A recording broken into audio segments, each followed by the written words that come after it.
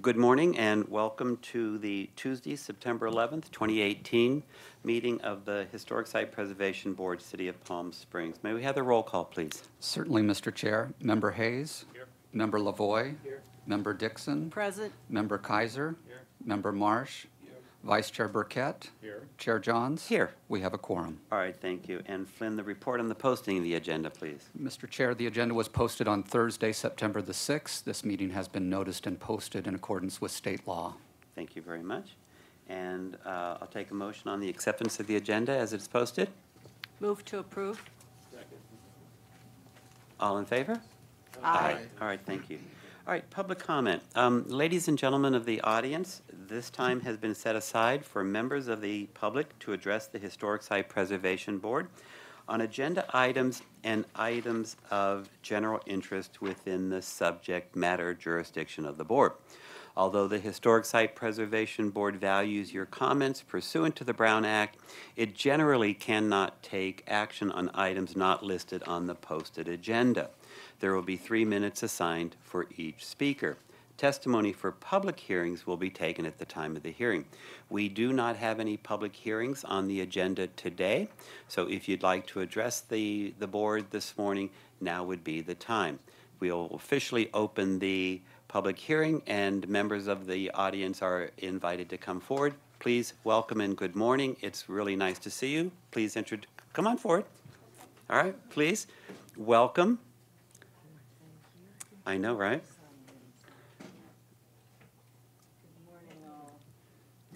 I should have remembered. Anyway, I'm here to present an idea that we've been kicking around in the neighborhood for quite a while. There was a movement to get a plaque for the Truman Capote House on El Mirador, which is in my neighborhood, and they came to me with the idea. The owners were fine with it until their reconstruction of the house just, as you might well imagine, those of you who have done it, gone on and on and on, and we're going to pass the date. So we started thinking about other ideas, and gee, Westminster Abbey came to mind. And we thought, you have a historic building here in town that happens to be a library, and wouldn't it be nice to have not necessarily the poets' corner, though we've had some good poets here, but a writer's wall of recognition. The plaques would cost the city of Palm Springs nothing. They're all handled by donations and through an organization which is trying to promote literacy. What we do need is the wall, perhaps, if you would all agree, at the Wellwood Murray as you are leaving the front door. I think it would be an attractive addition, an interesting addition to a library, and certainly an historic addition to that particular area of town. The first plaque would be, because we have it organized, is Truman Capote, with the dates of his residence here, perhaps even where he lived, but it's very brief. The plaque is about that big. I'm sorry, I'm horrible on architect. How big is that? 4 by 8. Okay, 4 by 8, we'll call it that. And anyway, the other one, and before he leaves us, I would imagine, I would hope, would be Herman Wouk. There was, of course, Sidney Sheldon, who was a great party man here. And not only did he write novels, but he was a very important screenwriter and did a lot of television series. So there are a lot of connections here in Palm Springs. It would be a nice recognition. I think it would be a nice focal point in that area of town, which is trying to focus on the history of Palm Springs. It goes along with the Walk of Stars. The museum's only a few feet away. The Architectural Museum is only a few feet to the south. I think it would be a lovely idea. If it appeals to you, that's wonderful. If there are any questions, I'd be happy to answer. Roxanne, stay there for a second. Are there any questions? Linda, please. Hello. Hi. Nice to see you. Thank you. Have you presented this to the library board? your Yeah, we idea? have talked to the Friends of the Library. They're on board, but they have to wait until all the board members are back in town, and apparently that is very sporadic as far as their dates. But we did talk to Jacqueline Walks. The idea came originally from Joel Vig, if any of you know him. And we, as I said, we've talked to the Friends of the Library. Individually, not at a meeting. That's correct. Okay, thank you. And we're waiting for that as they come on board. But nothing could happen without your approval anyway, because it is an historic site. So we thought it'd be all right if I Dick, came. please. Mr. Chair, if I might, before we go into further Flynn, questions, sure. we do have this scheduled as a discussion item under 5A on our agenda, so you'll be able to ask more questions at that point Excellent, in time on excellent. the Okay, agenda. ideal. I gotta go get a Oh, blood okay. test. All right, well, let's have a few more questions of Roxanne while sorry, you're I'm here. sorry. Dick, go ahead, please. Just a quick question. Great idea. My question is, any other poets that you've thought of at this point? Is there like a, Well, there's some, if roster? you can go back to turn of the century. God, I'm old. Turn of the last century. The winning of Barbara Worth.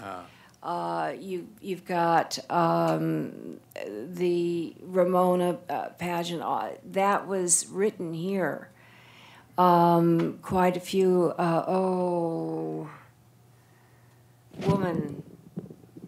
Woman screenwriter, huge. I'm sorry. It's just Roxanne, slipping it's right okay. by No, me. it's good. It's good. So, Flynn, thank you for reminding us. We'll have a discussion about it later. Thanks for bringing it to our attention, adding Fine. some personal touch to it. The gentleman who wrote Casablanca, that's Irving. Yep. Yeah. So that was also done here in Palm Springs. I think it's a And his lovely idea. brother. I do think it is a Friends of the Library or the library board that needs to bring that forward to us. So we'll discuss it more during our discussion period. If I might direct something to that, I had suggested that to the chair, and she asked me to come ahead Okay. and kind of do the framework, because again, all of her people are kind of widespread, and they're not meeting again until November. Okay. All right, good. Thank Any you. other questions of Roxanne? Roxanne, very nice to see you. Thank you. And for those who aren't aware, Roxanne is a former board member of the Historic Site Preservation Board, so very nice to see you again this morning. All right. Anyone else in the audience? Oh, that's very nice. Thank you, audience. Anyone else in the audience wishing to address the board this morning during our public comment period? Please come forward. Good morning. Into the microphone, and you'll have a little sign-up sheet there, and please introduce yourself. Okay, my name is Mitch Leininger, and I'm here to discuss 3A. And I'm the board president, and I have been working with Ken Lyon to put together a package to make a further recommendation to the mechanical screening on top of our roofs. Instead of building a fence around our air conditioning units, it is our proposal that we paint the units the same color as our buildings, and that's Sandcliff. I've also called that out on the recommendation as well. And I've got some supporters from our homeowners association here as well. So I just would like to encourage the HSPB to approve us moving forward with painting our units. Another recommendation by our ARC committee is to also recommend low-profile units, because that's what our parapets were originally designed for, was to hide the air conditioning units with low profile instead of the high-capacity ones that are currently showing up. So that's a recommendation that our board also has to move forward with. So, any questions? Okay, please, Linda. If you do move forward with that, will that become part of the CCNRs, that this type of unit, low-profile unit, will have to be used in the future?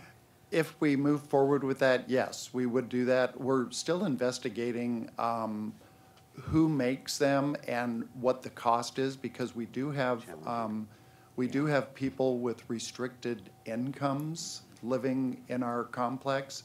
And if it ends up being extremely expensive, that would be cost prohibitive for That's those why I type of asked the people. question. Yeah. Thank you. Uh-huh. All right, thank you. Mitch, will you be staying for the meeting? I am. All right, good, because we'll have that on our agenda this morning as well. Great. Okay. Thank you. Thank you. Anyone else in the audience wishing to address us this morning? All righty, thank you very much. Seeing none, we'll close the public comment period. Moving on to the agenda, we have our consent calendar. The first item on the consent calendar is the approval of the minutes from July. So did everybody have an opportunity to look at our July minutes? Are there any comments, edits, changes, questions? Linda? I will recuse myself since I All right, wasn't here. thank you. Thank you. Anybody? Okay. Okay, we have a motion to accept. Before we take a second, Vincent? Just one thing, on page 7, where it says member Marsh noted about the CPF conference, it should say in Palm Springs next year rather than this year. It's under the CPF conference for next year, it should say next year rather than this year in the second line. All right, excellent. And again, before we get a second, well, no, I'll take the second. I can do this under discussion. A second on the consent calendar, acceptance of the minutes? So moved. Okay, thank you. We have the second from Vincent. Any further discussion or comments? I'd just like to comment, just to sort of refresh the board's memory, because I certainly refreshed my memory, the discussion that we had on the museum signage. So if you recall, I think, Flynn, thank you for capturing the comments of the board on the museum's signage program, and I assume that we might see that again sometime in the future. We will assume so, yes. Okay, thank you. All right, all in favor of accepting the minutes with the edit by, or the amendment by Mr. Marsh? Aye? Aye. Anyone opposed? Okay, and you have the recusal from Linda Dixon. Okay, thank you very much. Turning back to the agenda, our consent calendar item 1B. This is a certificate of approval request by Glenn and Judith Hudgens, owners, for alterations to the Hugh Stevens residence, a Class 1 historic site, located at 645 East Morongo Road, zoned R1C. Staff report. Actually, because this is on the consent calendar, we don't do staff reports. Okay. And typically, you take it as one vote for all items on the consent calendar. Of course we do. If you have any questions, we'd be happy to answer those. But again, staff felt that there were no issues with it as proposed and would request approval. Okay, so the staff's recommendation is to approve the proposed new screening and relocation of the existing roof-mounted mechanical equipment to ground level. Mr. Chair, Please. I was very happy to read this. Nothing destroys a modernist building than to have this thing sticking up on the roof that's a big, ugly mechanical box. So I greatly appreciate the effort that was required to make this change. I would concur with that. I'll move that we approve according to staff's recommendation. Okay, any further discussion? I would simply also say that I thought it was an excellent solution to keeping that roof line clean and undisturbed. And if Mr. Lavoie feels the same way, then I am encouraged to call for the vote. All in favor? Aye. Aye. All right, thank you very much. So that completes the consent calendar items. As I mentioned, we do not have a public hearing this morning, so we'll go on to item number 3 on the agenda, and this is unfinished business. 3A. And this is a certificate of approval request by Sandcliff Homeowners Association for alternative proposal to rooftop mechanical screening at the Sandcliff Garden Homes, a designated historic district located at 1800 Verona Road. Staff report. Chair Johns. Good morning, and David. Good morning. Good morning, board members. This is a request to, actually, excuse me, before I begin there, as you recall, back in December of last year, you reviewed a request to issue a certificate of approval for the replacement of windows and an exemption from rooftop screening requirements. So that was back in December of last year. At that meeting, the board approved the replacement of the windows, but also rejected the exemption to the rooftop mechanical screening and requested that the applicant return with an alternative proposal.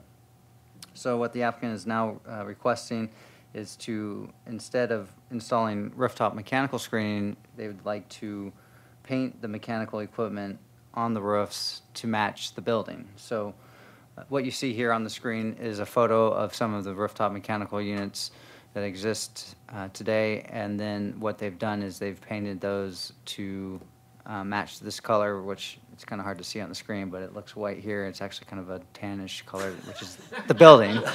Go back to that slide, please. Actually, I see it. It looks very different on my screen than this screen, so it's hard to tell with technology. So this is a depiction of the mechanical units being painted. So it does blend in better with the building and the architecture. It's a simplified view. It simplifies the overall design. It doesn't create additional rooftop lines that the applicant feels would be unnecessary. So staff does support the request to paint the mechanical units on the roof to match the building, and that would actually complete my report. So if you have any additional questions, I'm happy to answer any that you may have. The applicant is also here, as you heard today. David, leave that slide up for now, please, if you don't mind. All right, thank you for the report. Any questions, comments? Mr. Hayes. This maybe is to Flynn. So the city code currently requires screening. Are we able to change the code, or would it have to go to council? No, it does not need to go to city council. There are two aspects of the code relative to mechanical screening. Number one is that the director has the ability to waive or alter requirements depending on the architecture of the building. And then secondly, because it is a historic district, we do have the ability to modify our standards in that regard relative to the impact to the historic structures within that district. So there is no code change needed for your action today. Okay. And then my second question, I don't know who I'd direct this to. So these units are all factory painted with either baked enamel, or some of them are made from plastic components now. Painting them is going to be a relatively tricky job, so it's got some longevity to it. And I guess my concern with painting a factory unit that's comprised of either baked enamel in some cases or plastic is, in a very short period of time, they're going to not look so hot. So I don't know what processes the HOA has gone through to ensure that however it's painted, and this is. I can help to answer that. Come back forward, please. No, we'll call Mitch Laniger back forward, please. Okay. We have an annual maintenance contract with Springs Painting, and they come back and they touch up our building on an annual basis. That's usually in the summer. So they actually go around our entire campus. And homeowners also report areas that need attention, and that's how we deal with that type of thing. So have you asked them specifically, like, hey, here's this unit that's comprised of like painted steel and plastic. How are you going to paint this? Have you asked them specifically? I haven't asked them specifically, but I'm going to have a committee get together with our vendor that we select. We obviously have to put it out for bid, but we usually use Springs Painting as who our normal vendor is. but I do have a homeowner that's pretty knowledgeable about what's going on with the mechanical screening of, you know, not painting the vents, only painting the metal parts, et cetera. And so my thought was that we were probably going to be spray painting them. It wasn't going to be hand painted. So we, Yeah. you know, they'd have to tape up the areas that can't be painted and then spray paint it and then move on to the next unit. Okay, so which also has some issue because they may not look like that because you're gonna have a patchwork of painted and unpainted boxes perhaps. How do you mean? Well, I mean, so I'm assuming, is that a photoshopped It is. image? It Yeah. is. So I guess I'd feel more comfortable seeing an actual two different units that they've tried to paint. And this is the part that's not painted. So I get a more realistic view of what the end result is gonna be, because if you're saying there are certain things that aren't gonna get painted, then that whole box may not be tan. That box may be part tan, part black, part silver, part white. Well, they all have different orientations because of the way they're mounted on their roof. Right. So some of them have, I mean, they're all, the AC units are all from different vendors. So, Right, yeah. Yeah. So we have to work around it the way we can best to work around it, to get them painted. Okay. I mean, I'm in favor of the concept. I think it's a great idea. I'm just concerned about the execution is my concern. So, Excuse me. Mitch, there's another member of the audience. Did you wish to speak? Yes. Okay, if you I can- come, I can if, add, yes, please, information but to that. from the microphone, please come forward. Thank you. Thank you, Mitch. Sure. Don't go away. I won't. Good morning. Please introduce yourself to the board. My name is Jack Webster, and I'm a resident of Sandcliffe. And in my preparation of doing homework for this, I called NextGen, the air conditioning company, to find out if painting would be a problem in doing this, and they said it would not be. They have painted units before, and there would be no problem whatsoever. So I just thought that that would be appropriate for answering your question. Okay, but before you, Jack? Yeah. Before you leave. Okay. So in speaking to this air conditioning company, NextGen, did you see examples of painted units? Did they show you actual, or were you able to go and see a physically painted unit? No, not through my discussion with them, but I can tell you that there are units that we currently have on our roof that have been painted. There are different colored air conditioning units. As a matter of fact, from my front door, I look across to Garden Villas East, where there are 6 units on the buildings, and 3 of them are different colors than the other ones. I think a lot of it depends on whether they're older or newer units. But be that as it may, NextGen said that there would be no problem with painting it. Okay, so that's the air conditioning manufacturer or the installer. That's an air conditioning company. Exactly. Have you spoken to a painting contractor and gotten an opinion from them? I have not. Okay. Okay. All right, Jack, thank you. You're welcome. Okay, Mitch, please come back. I do have one more exhibit that I did take a picture of yesterday. It's one of our units that actually has an original unit on it, and I can pass my phone around so that you can see it. And surprisingly, it's exactly the color that we're looking at painting. But this is an older unit, and it's one of the low boy ones. You know, it's shorter and Understood. wider. Yep, yep. Well, while the phone is being passed around, I'd ask staff, does the city have experience with units that have been painted? Do we have some experience with? We have a number of units that have been painted to various degrees of success. What I might suggest to the board is that if your action is to approve this, what you might do is have a review in 1 year's time just to monitor how the painting has resulted and being able to maybe perhaps bring the HOA back to discuss that. Thank you, Flynn. Mr. Chair? Any other questions of Flynn and/or Mitch while? Yes. Okay, please, Linda? Is this unit painted, or is this its natural color? You That- said it's an original unit. I did not go up onto the roof to see it, but I just wanted to bring that as an exhibit, that was what the architect's original intention was, is to keep the air conditioning units looking the same as the building. Okay. But But I we get- don't know. Right. I guess Linda's question. Honestly, from that homeowner, I'm not sure if they replaced it or if it was done previous to them. I'm not actually quite sure the history of this particular unit, but it is one of the older units that sits on our roof. The brand name on it is a Rheem. Oh, sure. Yeah. Sure. All right, any other questions of Mitch at this time? Please, Linda?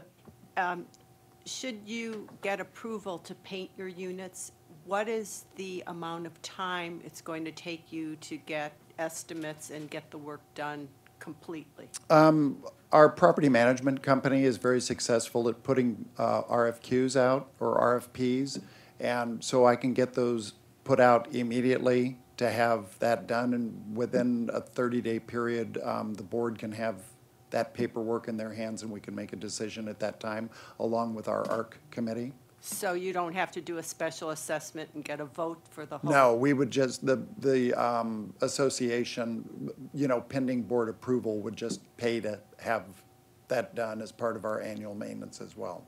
Okay. Okay, so you're saying within 3 months, 4 months? Well, we're also right in the middle of a re-roofing program as well, and we are also on the Modernism Tour this year. So in order to get things going, we're also putting in additional screen block walls that are going to be starting tomorrow. So we do have a lot of projects going on right now.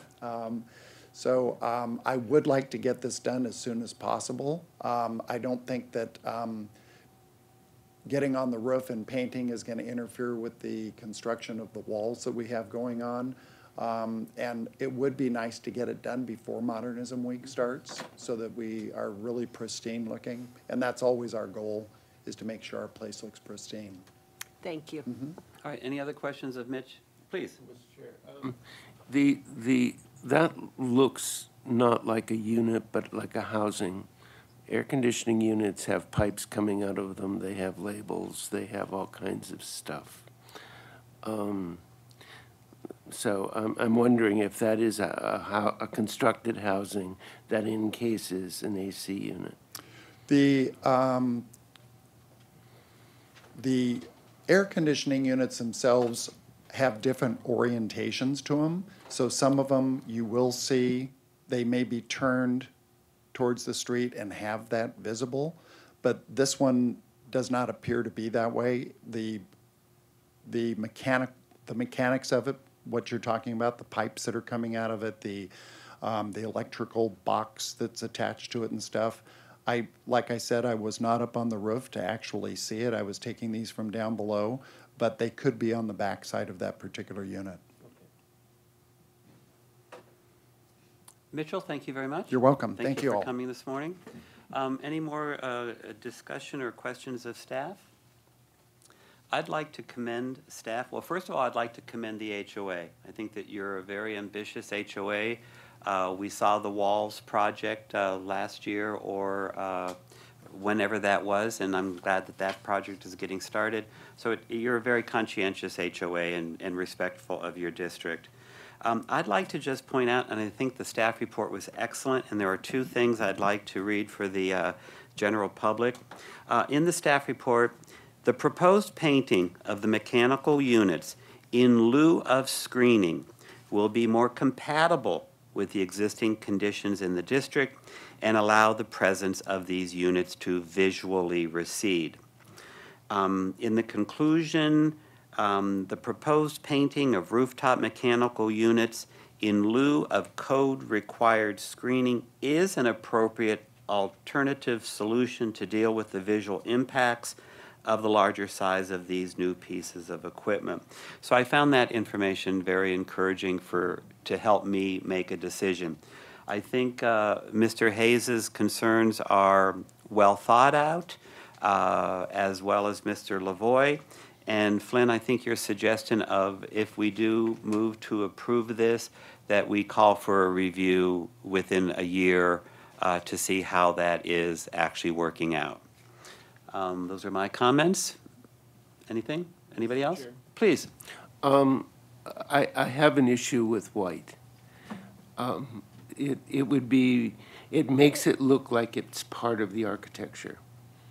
And so if they were painted, say, a gray that would almost this color wall gray, they would recede and blend in with the sky more and not appear to be part of the architecture, and would be more consistent with the Secretary of Interior's standards of differentiating original from Well, new. and I appreciate that comment. And had I finished reading the staff report's conclusion, it does go on to say, the proposal conforms to the guidelines for considering alterations to contributing structures in a historic district and the Secretary of Interior standards. But certainly as I know it, and we've had this conversation quite a bit, we like to differentiate the new from the original in a paint change and a finish change. I'd like staff's response to Bill's comments there. I think either choice would be appropriate. If the HOA is acceptable with the recommendation as made by Mr. Lavoy, I think it would be appropriate to ask if they would like to investigate that, the use of a gray color instead of one to match the wall color. Right. Mitchell, please come back. Or Mitch, thank you. Either way. Oh, no. My mother calls me At the microphone, sorry.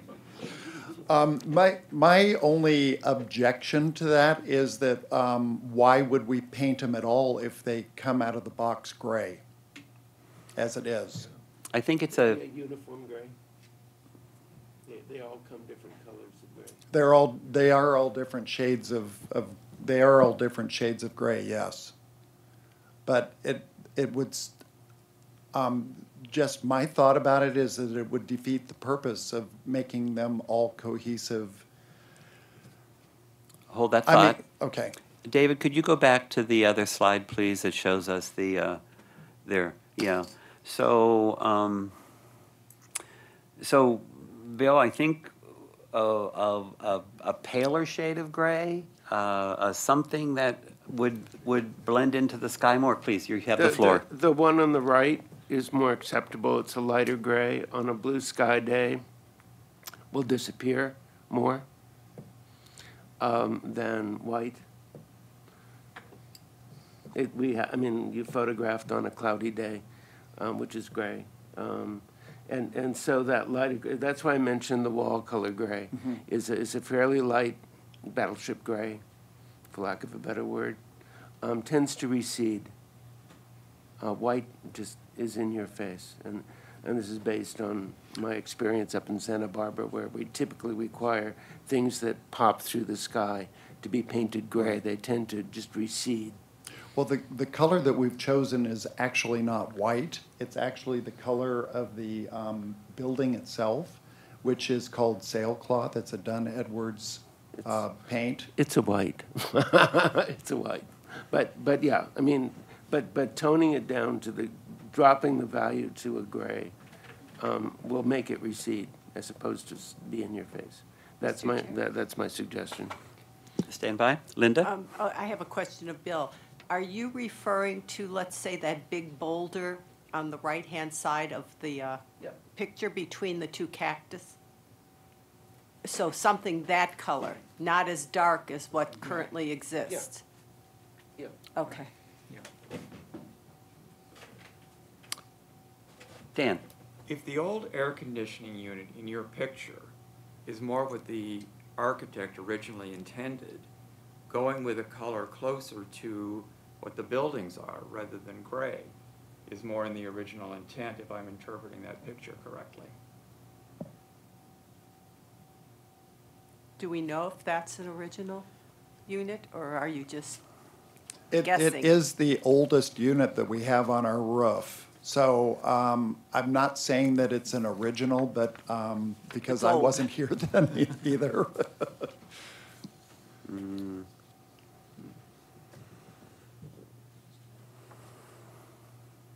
Okay, I think this is going to need a little bit more discussion, unfortunately.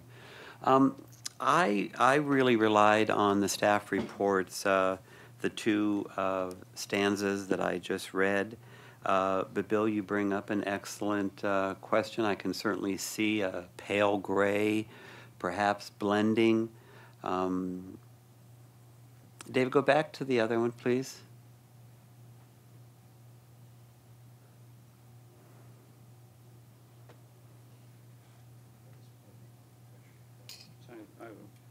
Todd. So, as this photo is photoshopped, it'd be incredibly easy to come back to us with the same photo photoshopped Excellent. with a really light gray, so we could look at it. I understand both of the arguments, and I'm actually not sure which camp I'm in at the moment. I certainly get the color, and you don't want it to look like it's trying to mimic or pretend to be part of the original architecture. And if your goal as the HOA, and I totally understand, is to make them go away, and we want them to go away too, if a lighter gray accomplishes the fact that they go away, and you're doing the exact same thing, I think that that would accomplish what you're trying to accomplish. But I would sort of like to see the option myself. I have a suggestion, maybe. I'd like to keep your project moving forward because you do have sort of a built-in timeline. Can we form a brief subcommittee of Mr. Lavoie and Mr. Hayes just to see that photoshopped image? And would the board agree to allow to our subcommittee to determine whether it goes this way or a pale gray? Sure. I would, that's great. Okay, would you two gentlemen, Yeah. David, I think that could happen in a short time frame to come back with not come back to the board, have our subcommittee look at those few options, and they would make the determination. Mr. Todd? Chair? Todd? I think we need 3 people, just if Linda we're going to Dixon. vote. And then Linda will join that. Okay, thank you. Yeah. All right, was that where you were going to volunteer? No, I was going to ask that the board be updated as to their decision. Sure, of course, yes, of course. That we could see as Yeah. a board. Okay, no, and your wish is certainly my command. All right. So based on, Flynn? I was just going to suggest, if you're going to appoint a subcommittee, then your action today would be to appoint, subject to the final recommendation on paint color by the subcommittee. Okay. Yes? I have Linda? one other question. Would you recommend that the pictures be done with a bright blue sky rather than a cloudy sky when they do In that our sky is, bright blue? in that our sky is mostly blue. A sunny day would be better than a cloudy day. Okay, Yeah, no, that's a great idea. okay, thank you. David, are you good with all of this? Yes. All right, thank you. All right, so then I think we have the direction forward. Flynn has it. All in favor of that? Oh. I'm sorry, we need a motion and a All right, second. well, no, I thought we had that. I thought that was indeed a motion. I'll accept a motion. Bill, please. Okay. Second. All right, thank you, keeping me straight on the straight and narrow. Okay, any further discussion on that? Excellent. All in favor? Aye. All right, I think that's a good suggestion for moving forward. All right, thank you very much, Sandcliffe. You know, on that topic, I'd like, just before we move on, you know, this board spent quite a bit of time on a very similar situation at Captor Plaza. And we went away from screening material and allowed the units to just be placed on the roof. I go to Captor Coffee now on a regular basis, and boy, I see those units on the roof. They just really stand out. I wish that we had thought about this as an alternative way for Captor Plaza, because to the photoshopped image there and to Bill's example, I think, boy, I think that's a way to look towards the future on dealing with these units on historic buildings and historic districts. So That's my 2 cents. I will say that Capture Plaza has some improvements left to go yet, so what you're seeing today is not final. But again, having some examples to look at, especially as they weather over time, is always helpful for Yeah. the HSPB in future determinations in terms of how we deal with mechanical equipment. All right, So. excellent. Good work, Board. Thank you very much. We'll move on to new business, and now we are at number 4A, and this is a certificate of approval request by Orange Electrical Contractors, Inc., on behalf of Bank of America, owner, to replace exterior lighting at the Bank of America building, a Class 1 historic site located at 588 South Palm Canyon Drive. The recommendation is to approve subject to conditions. Staff report, please. And Mr. Chair, Mr. Malacker will begin with the staff report in just a moment.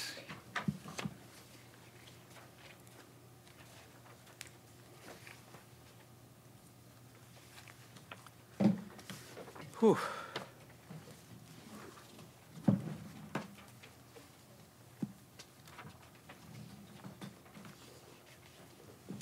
Thank you, Chair. Please, good morning. It's good to be in front of the HSPB board again. So what I'd like to do is, the information I passed out to you just right now is some revisions. There's not a lot of revisions, but we want to make sure we're talking from the same plan so that everyone is not confused. So what I'd like to start off with, what I want to do is break down the project into 3 specific sections. One is the parking lot lighting, the lighting at the ATM machine, and then the lighting on the building itself. So before you today, we have a proposal from Bank of America to remove 14 existing fixtures and replace with new fixtures, install 11 new fixtures, install 7 new light poles and bases, removing 8 light fixtures completely, and wash and re-lamp 19 existing fixtures. And I'll go over each of these shortly. So in your packet, you have a photometric plan of the Bank of America building, which is at the corner of South Palm Canyon Drive and South Indian Canyon Drive. The building itself is at the sort of corner of the building. Then there's a parking lot. Then there's an ATM drive-through at the north end, which is adjacent to the 500 building, which fronts along Ramon Road. To look at the parking lot lighting, you can see there's a light pole that is there off to the right. These are around 16 to 18 feet tall. They are scattered throughout the parking lot, mainly along the parking lot island that is the center of the parking lot. And there are several places where the lights have been are not there. They've been removed or replaced or have disappeared, and they're looking to replace these light poles.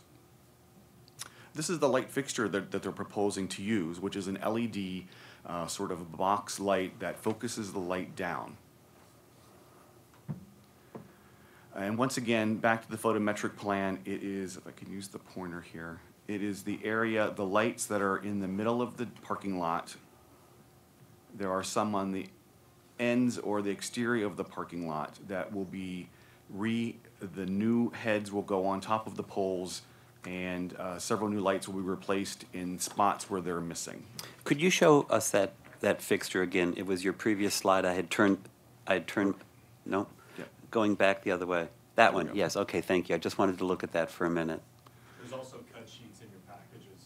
Right, Understood, there are cut sheets understood. that are in the packages. They're I looked very at this all detailed. online last night, but this is a much better visual for me. Thank Right. you. So in the staff report, there are smaller drawings, and I blew them up so you could see them a little bit better. Okay, thank you. Okay. Next is the ATM drive-through. As you see here, there are multiple lights and conduit that is on the building that was put on here on this structure and the building before the property was classified as a Class 1. So there were lights that obviously don't conform to the original design of the building. There are lights like this, which are these large wall pack lights that this one is pointing up into the sky. That's a flag. It points to the To the flag, there we go. And then there are also lights that are up underneath the ATM machine. So you'll see there's some recessed lights and some other wall pack lights that don't conform to the outdoor lighting standards. One thing to mention is that a bank has certain state requirements as to what the lighting has to be around things like ATM machines, night deposit shelves, and there's another ATM machine at the building itself. So we have to keep those lighting standards in mind, and they have to meet them. And this plan that's proposed for you today does meet those plans. So once again, here are some more lights that are currently there that will be removed. The lights that are going to be replaced, and the applicant will correct me if I'm wrong with this, but this was one of the proposed lights in the beginning, in the original submission, to take its place of these sort of wall pack lights. So they're thin, they'll fit up underneath the fascia. Those would be used in the ATM drive-up. Right, he'll be up shortly. Okay. The ATM drive-up is where these lights will be held or placed. So once again, this is a blow-up. I know it's hard to see on the screen, but you have this in your packet of the lumens or the photometric that goes around the ATM and the front entrance to the bank itself. And this does meet the lumen requirements by the state. And in reviewing several photometric plans over the years here in Palm Springs, the light that's proposed is not overly bright. This is another light fixture that will be placed up under the fascia of the building itself, and we'll get to that shortly. So here's a picture of the current ATM. You'll see these wall pack mounted lights. They'll be removed.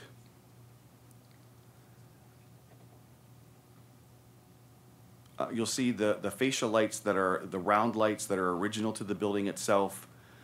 Staff is requesting that they remove those lights and replace them so that those square lights would come off, and the new LED lights that would be up under the fascia would be sufficient to light the area. So you'll see there's 3 up on the overhang, and then 1 on the right under the Bank of America sign.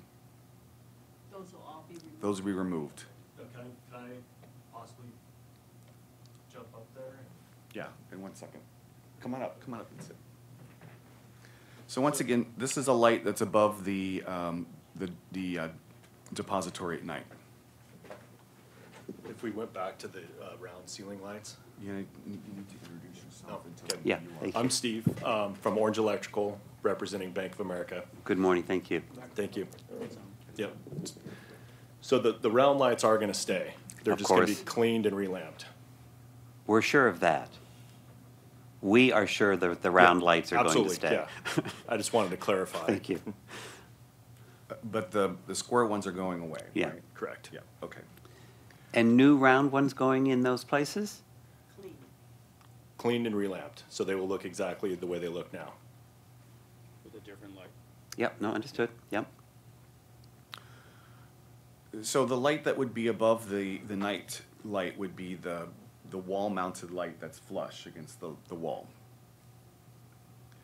And this is another photograph of the recessed lights, the round lights that will stay up in the fascia or the overhang. And this is a photograph of the front of the building, larger view, so you could see the lights that are there. And the goal is to remove all of the box lights and have the lights conform to what the state requires for banks, but yet be consistent with the design of the architecture of the building. So that concludes my report. You'll see in the staff report there are findings that you need to make. There is a chart that describes the lumens for each of the specific lights, and there are some new designs. So the new plan that was sent out to you, Ken Lyon had sent an email to the applicant with his concerns, and they responded back today, and that's what this plan is. So if these plans are the ones that we could look through, that would be all be consistent with what we're looking at. Okay, Steve, did you have some additional information you wanted to share? I just want to clarify if there's any questions or Okay. make sure that everybody's very comfortable with the plans, make sure Okay. there's no questions. So just stand by for a few minutes before I turn the floor over to Todd. I wanted to commend again. I think it's an excellent staff report. I read it through last night. I think that you've done a tremendous amount of advance work on this. Your recommendation to approve the subject with the following conditions. I read through that list of conditions. I think that you have the design, the architecture of the building. You've taken it into consideration, the removing of roof-mounted floodlights, surface-mounted conduit, all southwest column removed, the wall pack fixtures on the main building. Again, I want to really say that I think you've done a lot of the work for us already. And so, having said that, Todd. So, quick question. Your color-coded key has pink and then replace with new pole at new height. I don't see any pink on any of your drawings. Is there nothing there that does that, or did it get put in a different color? What page is that? It's on all the well, it's on, it's the L- key LU3? in the upper right. On, I don't know where your pages are. It's actually showing as red. This, Yeah, It says pink, but it's actually red, I think. but I don't see any red. There, here. Okay. Okay. You- Yeah, I see red. Okay, I see the problem. It's the below Bank of America schedule. Correct. Basically, if we refer to the second page, or actually, if we refer to the third page, LU2, and then compare that to LU3, those legends would be appropriate.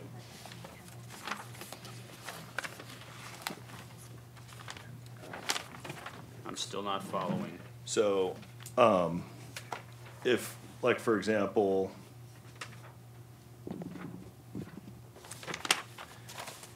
if we looked at page LU2 and, You're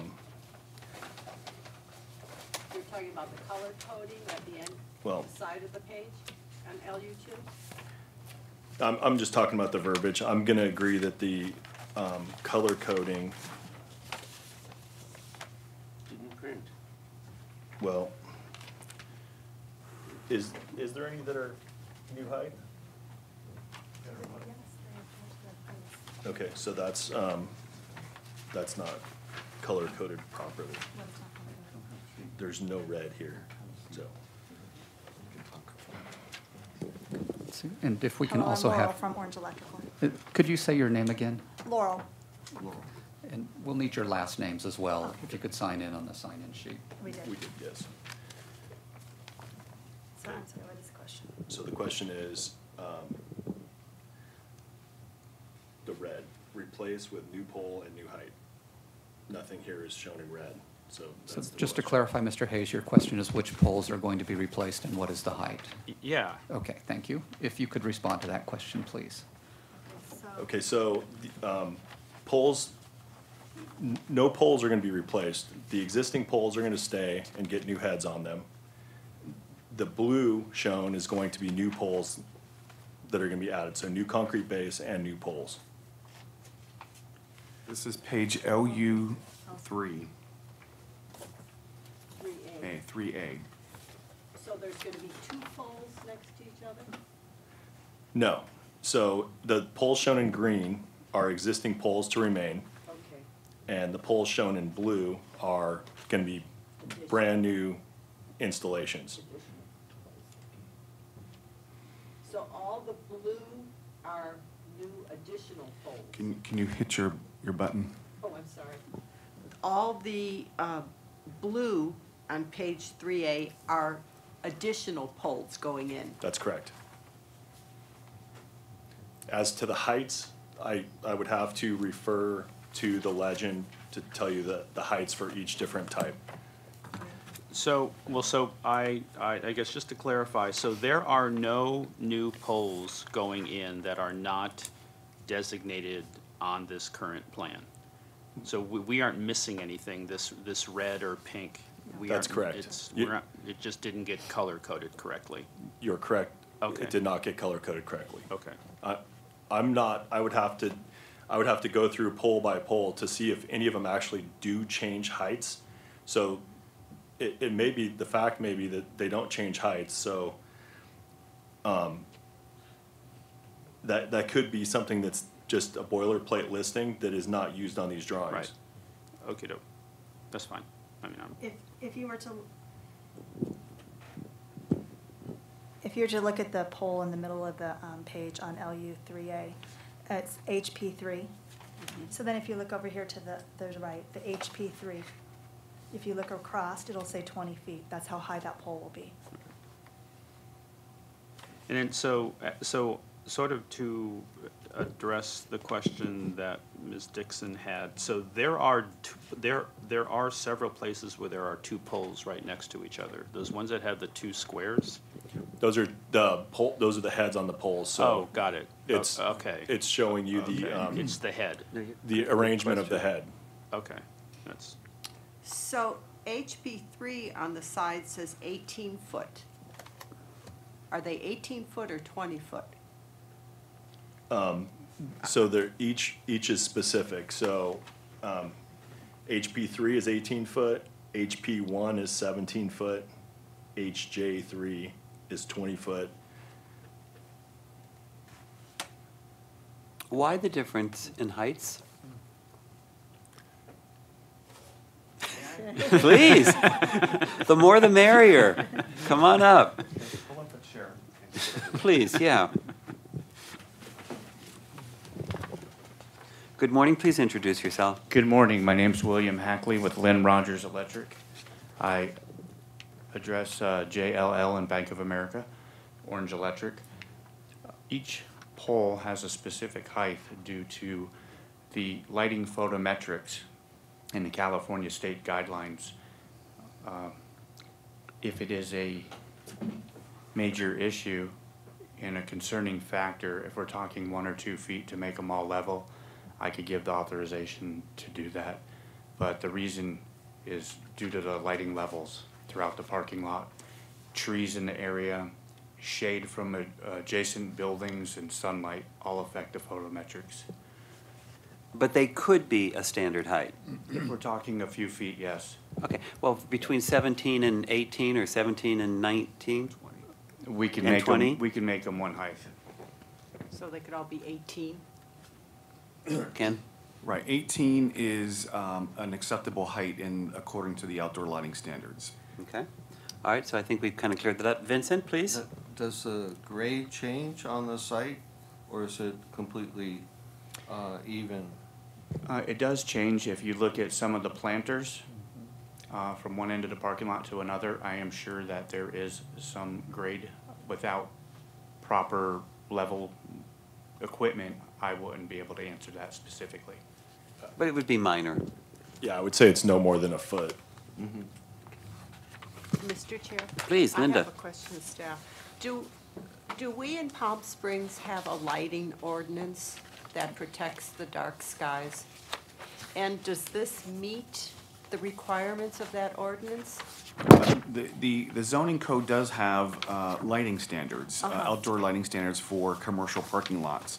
And we evaluate standards that are in that lighting ordinance for maximum and minimum lighting standards for lumens, the way the boxes or the fixtures are focused downwards so that the light doesn't spill into the air.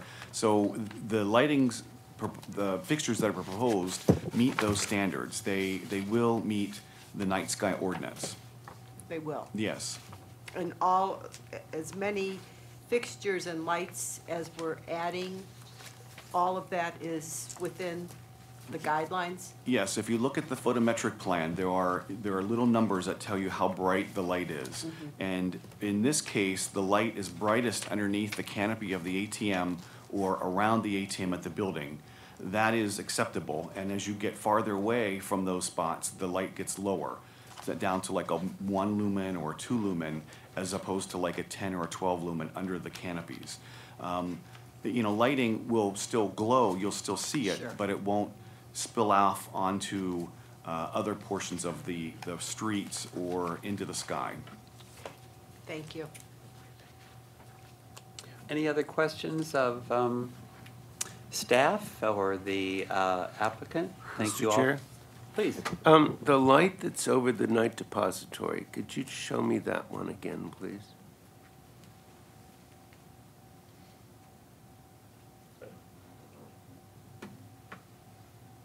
So it will be that type of fixture pointed down? No. It's a lower profile, isn't it? A thinner profile? This fixture will be, That one, and that's pointed out? It mounts this It- direction, not flat against the wall, but it mounts horizontal. Sorry. Horizontally? Okay, that was my concern. Thank you. Linda? I have a question of staff. Okay, all right, applicants, thank you very much. Please stay in the room, and if we need you, we'll give you a call back. All right, thank you. Linda, to staff? The landscaping, the 35-gallon or larger suggested tree, yes. what tree is out there currently? That's a good question. Let's see if we can see some.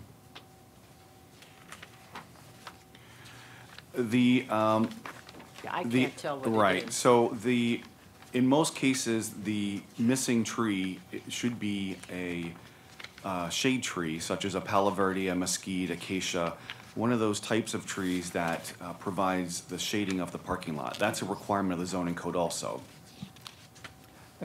Just to further respond to that, what we will do is go back to the original approved landscape plan and make sure that we're including the same varieties as were specified originally. And can we increase the box size, since those are pretty mature trees? I mean, 35-inch box is not a very big tree.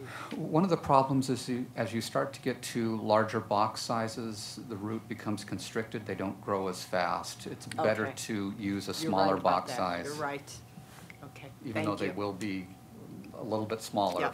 Good answer. That is the answer. Good. And it is the answer, so thank you. Any other questions, please? I have some comments. Bank of America, I think, is an excellent steward of this building. This body, this HSPB recognized Bank of America for their fine stewardship 3 years ago, Dick, 4 years ago? I think it was 4. Yep. And we've certainly seen this building before. I believe we ended up approving these big box lights under the soffit because a few years ago they were mounted on the roof and they were hanging off the top of the building. And so we've been looking at this project for a while. Again, I think your staff report, all the effort that you've put into it about the conduit and surface mounted, and I think you've done an excellent, excellent job. So I don't have any further questions. I trust the city on this, and I trust our applicant, and I really have good confidence in Bank of America that they understand the building they have, and cleaning it up, I don't see a downside to this project, but I'll turn it back to the board. Mr. Chair? Please. I would concur. I've seen a lot of these over the years, and this is one of the most sensitive installations I've seen. Thank you. Thank you, Bill. Vincent? Likewise, in that aesthetically, we're gonna have a much better product. You don't realize how much junk inclusion exists on the building today, and this is a really good proposal for the future. I'll entertain a motion. I was Oh, like I'm to sorry, say, Dick, before motion? This being a Victor Gruen building, I think it's, I Proposal. just wish we had more of his work here.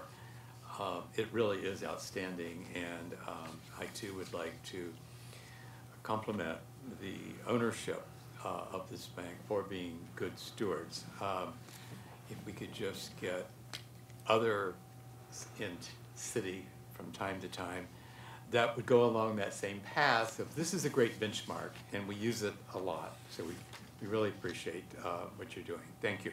I can tell you that we'll be proposing the rest of the Bank of Americas throughout the state. Whoa, very nice. Oh, okay. Again, I'll entertain a motion. Chair. Please. A motion to approve, including the staff compliment, or the staff comments, and to compliment both the applicant and staff for a very thorough and appropriate job. And I'd like to second that one. Thank you. Linda, now in discussion? Will that be according to the revised plan? Yes. Okay. Could we add that to the motion, please? Yes, please. Thank you. Yep, I see the staff nodding. Okay, great. So it's Linda, no, please. Can you push your button, your mic? Yep. According to the revised plan, and also we talked about the poles being 18 foot. Is that, as a board, is that what we're recommending, or are we recommending as exists? I would use a uniform height.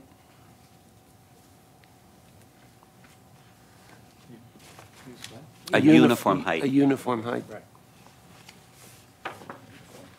Any further Same. discussion? All right, we have a motion on the floor. Any further discussion? Nothing to do with what I got here. All in favor? Aye. Anyone opposed? All right, thank you. Excellent, excellent staff report. Any uniform. Okay, we're moving into discussions, and the first item on our discussion is the Poet Corner concept. Thank you. Thank you. Thank you all for coming. Thank you. Please. Oh, I'm sorry, staff, Poet Corners Concept Board. Let me just go Please. ahead and introduce, and what I'd like to do is I'd like to ask Jeannie Case, the city's director of the library, to come forward to the table if she wouldn't mind. This proposal, this idea was submitted to staff, and as you'll recall, Mr. Chair, that I circulated to the board members. You all decided that you would like to discuss this on today's agenda as a discussion item. In terms of the proposal, because what has been requested is to do the plaques on the interior of the building, it doesn't really need the board's approval. I thought it was important for you all to hear this discussion and to understand what the proposal was. But again, because it's on the interior of the building, I don't think it requires any certificate of approval from the board per se. However, I do think it's an interesting idea, certainly something that plays to the city's history and recognizing figures that have been important to the city's history. And what I would do is ask Jeannie, in terms of the proposal of locating plaques on the interior walls of the Wellwood Murray, what would be the process for that approval, and are there any concerns from either you as the director or the library board? Okay, thank you. This came up, I don't remember who has proposed this, but this came up, our library board has been dark for a couple of months, so they have not even talked about this at all. As far as the library goes, this was not our idea, and so I am concerned about it. I have concerns about, we don't want to adhere anything to the interior walls because they're poured in place concrete, they're historic. We don't want to do any drilling. We don't have a lot of space there either. And then who decides who is on the plaque? And we don't, the decision, I don't know. So for us, this we are not in favor of this as a library to do a Poet's Corner. We might consider an exhibit, which we do have an exhibit wall that's safe and changeable, but we do have scheduled things on there regularly. So we could certainly do an exhibit and make this something that we do have exhibit cabinets, places to put memorabilia or ephemera or something like that. So I know we did do an exhibit one time for when the Truman Capote star went in place, and we had his hat and I think a typewriter or something. And there were some things. So we could certainly do an exhibit. I am not in favor of doing a permanent display because the decision making for who's important enough to be on that wall is subjective, if you will, and so I just have some concerns about it myself. And if we're talking about exposure to significant writers in Palm Springs, I think even the Palm Springs Public Library, the main library, has much more foot traffic than Wellwood. And I don't want to confuse the message of Wellwood either, because I don't want people to think that these authors or writers did their writing in Wellwood. Because I would say probably most of them didn't. And in fact, at the main library, Sidney Sheldon was known for writing on our patio. And his wife had done a request at one time to name the patio after Sidney Sheldon. And that's before my time. So just throwing that out there. You know, we had 223,000 people visit the library. Last year, the main library, 65,000 visit Wellwood. So if you're thinking about exposure, then the main library might be a better place. But at this point, we're not in favor of a permanent a wall with plaques. So that's my stance. Jeannie, your opposition to this is very influential on me. Who is driving this this movement? I don't know. It came from your board, right? Was it? I had an email from Roxanne Ploss, who testified under public comment. You also have a letter in the materials that we passed out this morning from Joel Vig, who is also a proponent of having some type of a recognition for writers who have spent time here in Palm Springs. And we have interacted with Mr. Vig on Truman Capote. He was trying to, in library world, the American Library Association has a recognition model called literary landmarks, and they will oftentimes approve sites in locations where writers lived or worked or significant places. And so he had requested that the Truman Capote home be part of the literary landmark program, but the owners of the home have indicated that they're not interested. And so I think that this is another way to honor Truman Capote because he lived here in Palm Springs. So And he does indeed have a star on the Star Walk of Stars? yes, and it's near Okay. Wellwood. Okay. And we did do the exhibit at the Okay. library. All right, Jeannie, don't go away. Any questions of staff and/or Dick, please? I can certainly see the library's position on the control aspect. If you were to have control of it, which I can see where you should, would that make a difference in your thinking, or do you still think it's extraneous? Most of my concern is about cluttering Wellwood. And we don't have much wall space at all. If you've been in there, I think that poster on the wall is about the size of 2 different wall areas that we have, and those are concrete. And again, I don't want to touch that, and I know you don't want us to touch that either. We haven't hung art. The building's the art. We only have a couple of plaques, and one of them is for Wellwood Murray, because Wellwood Murray. And then in the community room, we have one for Cornelia White because Cornelia White donated the land for that site. And then there's another one that Mayor Pugnier requested because there was a longtime volunteer, and that one's in the hall. But we don't have a lot of stuff there. We don't have decor. We don't have plants. We just, the building is itself, and it stands alone. So I guess, I'm sorry, I didn't really answer your question. No, you did. I mean, okay. I think it's very Space. valid. And when originally it was presented to us earlier this morning, it was, I just kept imagining how many plaques could you put on there? I mean, if it was just a nameplate, like often is done, let's say like at the museum, that would be one thing. And again, this is kind of foreign for us. I mean, it does affect the interior architecture, so I guess it really isn't foreign, but it's an unusual request. That's kind of interesting to have once in a while. But I certainly see the library's concern about this. Jeannie, do you feel it's more appropriate for the main library? Do you have the same opposition to it, or is it something? And the organization behind this, do they prefer the Wellwood over the main library? Would they be open to it happening at the main library? I was notified about this through HSPB. I was not approached directly. Okay. So I don't really know. I think that the Wellwood is probably the preferential site, but we do have the exhibit wall. So we can, I'm open to considering an exhibit, which would be a temporary thing, but it's something that we could adhere to the exhibit wall, which is designed for exhibits. We do the one around Veterans Day for fallen heroes. We do one at summer reading. We do different things there, and I think that's more appropriate than to do something permanent. Okay, Linda?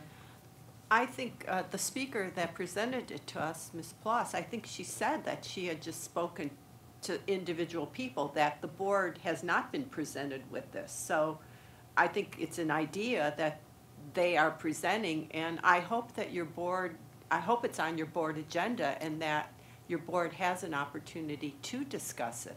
Because I think it's an interesting idea. I don't know about a place for it or whether it should be one library versus the other library, but I think it's an interesting idea.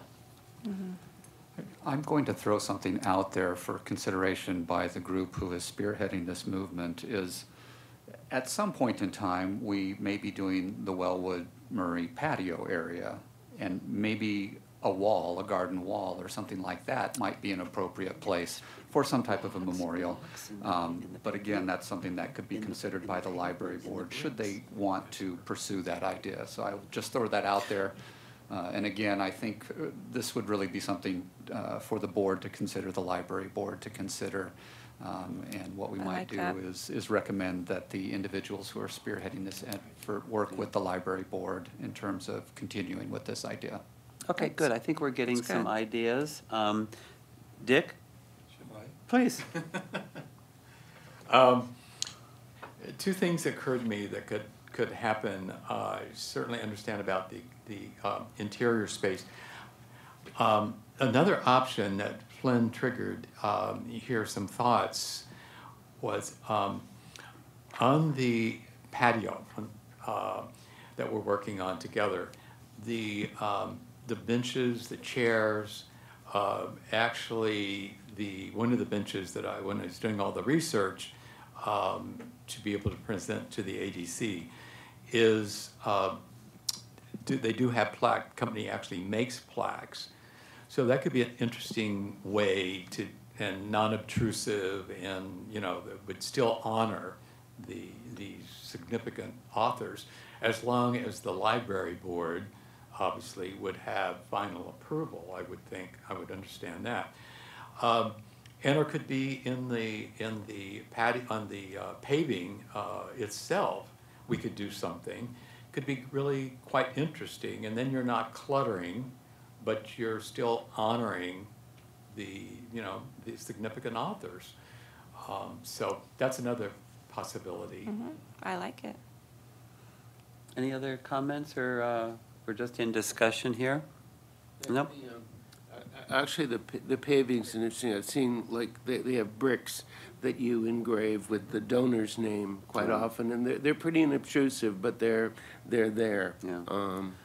On that note, the Village Green, the entire patio area on Palm Canyon Drive around Cornelia White House, leading up to the Adobe, those are all bricks with people's names on them. So it's not a new idea, but I like perhaps developing it to where it goes into the landscape or something, because I am absolutely opposed to interrupting the interior walls of the Wellwood with installing plaques or something like that. So, Flynn, do we need more discussion on this? I think there's some direction. No, I think that you as the board have given adequate direction. Again, this is a discussion item, needs no motion of the board. And so with that, I will get back in touch with Ms. Ploss and summarize the discussion that we've had here today and encourage her to work with the library board to see what other options might be available. And I'll continue to work with Jeannie on that too. Yeah, I appreciate it. Thank you. Anything else for Jeannie today? Linda? Just tell us about your series coming up, your speaker series, Oh, well. quickly. 'Cause Please, I yeah, haven't no. gotten any notification yet. Oh, well, we have our first event for Palm Springs Speaks coming up Friday, October 5th at 7 p.m. And we're bringing in two big NBC stars, Megan Mullally and Nick Offerman, who happen to be married. And they wrote a book called The Greatest Love Story Ever Told. And it's actually really funny. I got an advance copy of it. It's really funny. PalmSpringsSpeaks.org is the website. Tickets start at $30, and every ticket includes a copy of the book. So fundraiser for our friends of the Palm Springs Library and the Palm Springs Cultural Center. And I have my tickets already. I saw that. I have access to see who has How tickets. how did you get notification? Facebook. Yeah. God bless Facebook. Yep. Well, get your tickets. Ron Willison Yeah. posted it on Facebook, and then I got my tickets. I'm looking forward And to you it. know, But who else is coming up? Well, we can't say yet. Oh. We haven't finalized everything, but we're working on it. We're very close. And I did want to mention that we're very honored to be part of their book tour because they're only going to 5 cities. Wow. New York, Chicago, LA, San Wow. Francisco, and Palm Springs. Wow. So we're very lucky. Wow. So I won't be in town, but if I buy a ticket, will I get a book? You know what? I could work that out. Okay. I could do that. Yeah, thank you. All right, any other questions of Jeannie? All right, Jeannie, thank you very much for coming this morning. Flynn, and thank you for that, that direction. Okay, 5B, we've got a bunch of subcommittee reports, and I'd like to start with the 2019 National Preservation Month Symposium, Burkett, Marsh, and Kaiser. Dick? Here you go. All right.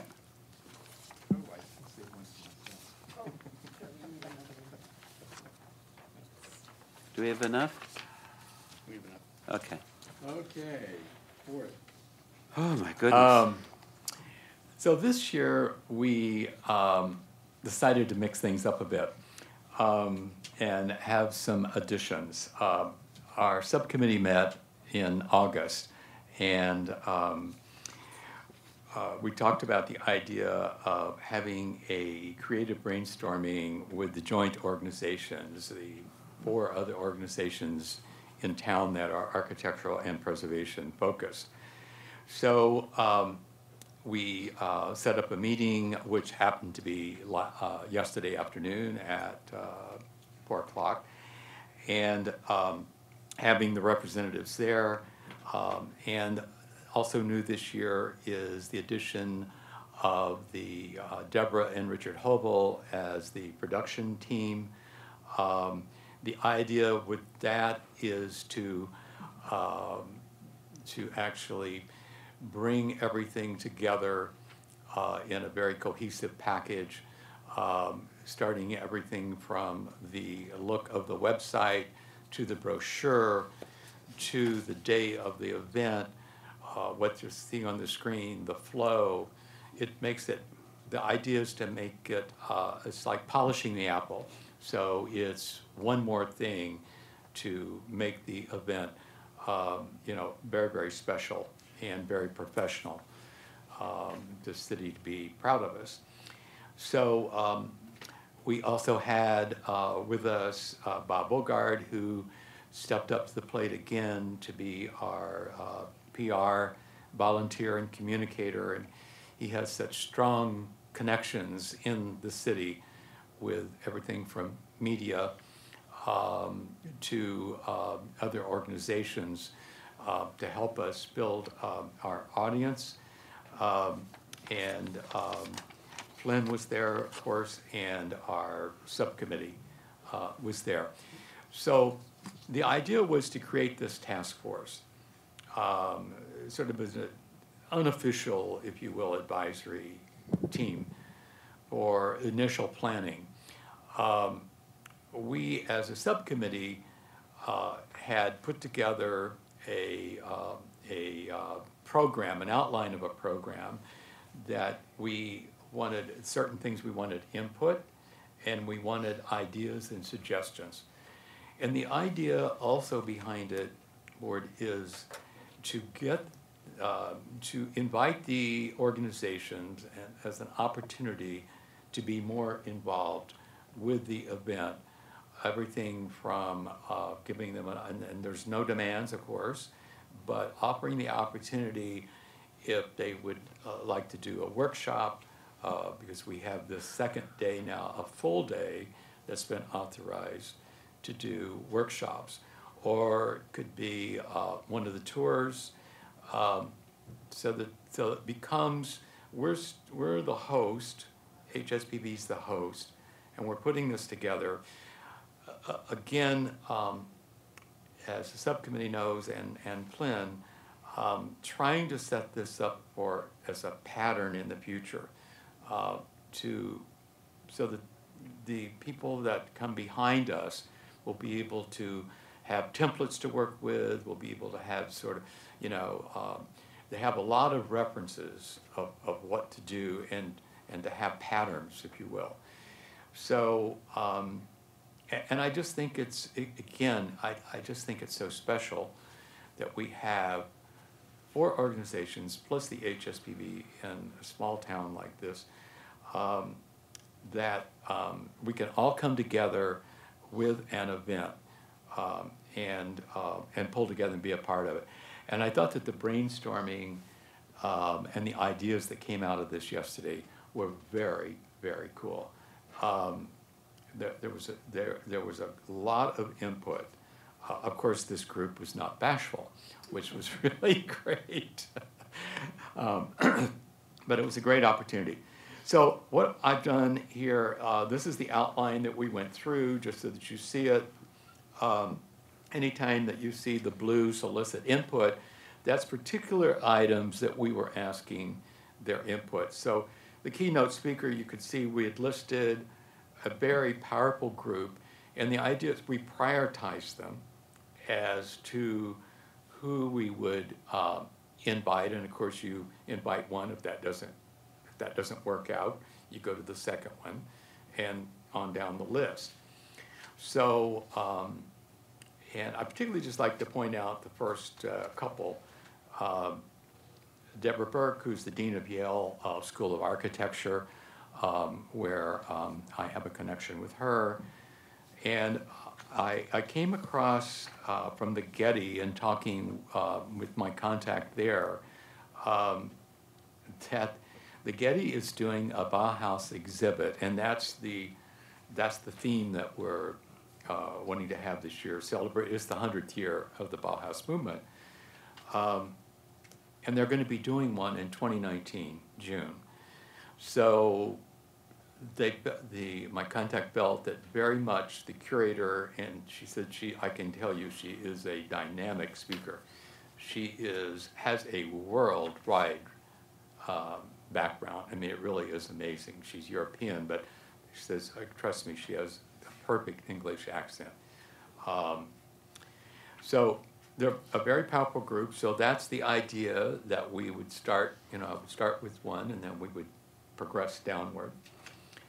And then we talked about, and then we would have a panel. So the keynote would set the stage as to talking about the Bauhaus movement and its concept. And then we would go into a panel discussion, and we thought about having some present-day Palm Springs architects, and maybe some that we haven't heard from before, that as long as they, in an interview, there was determined that they were influenced by the Bauhaus movement, and secondly, that they would also make a reference, each of them would make a reference to a noteworthy architect from the 40s to the 60s, where they were in. You can see the influence, and there's particularly obvious ones. You've got Frey, you've got Neutra. E. Stuart Williams actually went over and spent a couple of months over there studying the movement in the 30s. And then Sidney Williams would be the moderator. Then we'd have a break, and then we would have just a short segment as we're trying to get everybody come back in with the twist, What Do We Hate Now?, which is really just a light thing, getting people back into the room. And then the Luminaire House, I know there's been a lot of discussion and uncertainty about that. I'm just talking with Mark last week at the CPF workshop planning, that they're very much still on board with the project. And it being a fray, how that would tie in to the whole Bauhaus theme was the other idea. And then I think we need to have a segment on the HSB projects and accomplishments. Again, I sort of used Gary's famous lecture that he's had over the years, except we would not be using the lost, but what we've saved as accomplishments. But I think we need to highlight that, just a short presentation on our accomplishments. What have we done in this last year? And then we would also just briefly stress our mission and some of the and the achievements. And then we talked at the last meeting, I'd mentioned about giving more recognition to when there's a Class 1 designation, so we would do 2018. There are 2 now that we've done. There may be 1 more, all depending. And then we would have a legacy award. So that would sort of be finishing the program. Then we go into the second day, and we've listed things they're listed in priority of what we felt was important to have as breakout presentations / workshops. So you can see the list there, and particularly like to, I think the Agua Caliente Museum, there's an opportunity for talking about their new museum. That's the idea behind that from an archaeological standpoint.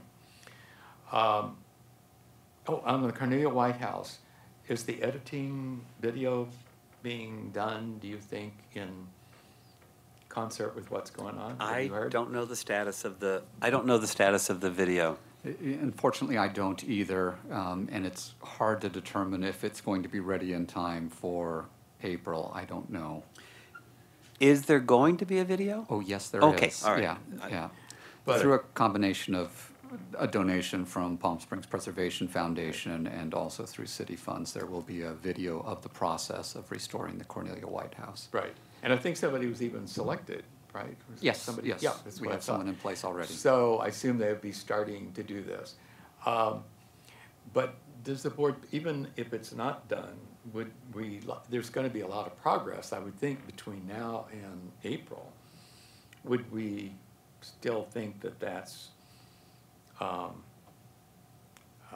appropriate thing to have? It's such the fiber of this town that I'd like to see it. I think progress reports are always entertaining and interesting, and people like to know where it is in process. So I think, yes, for why not? Right, exactly. Okay. The whole thing about and then Mr. Lavoie has stepped up to the plate and to do a presentation, and he would like to do it with Stephen Price. And can you imagine the 2 of them on No, stage? I can't. And I said, 20 minutes, I think we need 20 days. So I think that would be very, and the whole idea of this is to be very educational focused. That's the second day, that's the concept. And then the research and resourcing, and the sourcing, I was a part of a presentation with Melissa at the A&D Center actually last year. And she did an amazing job of educating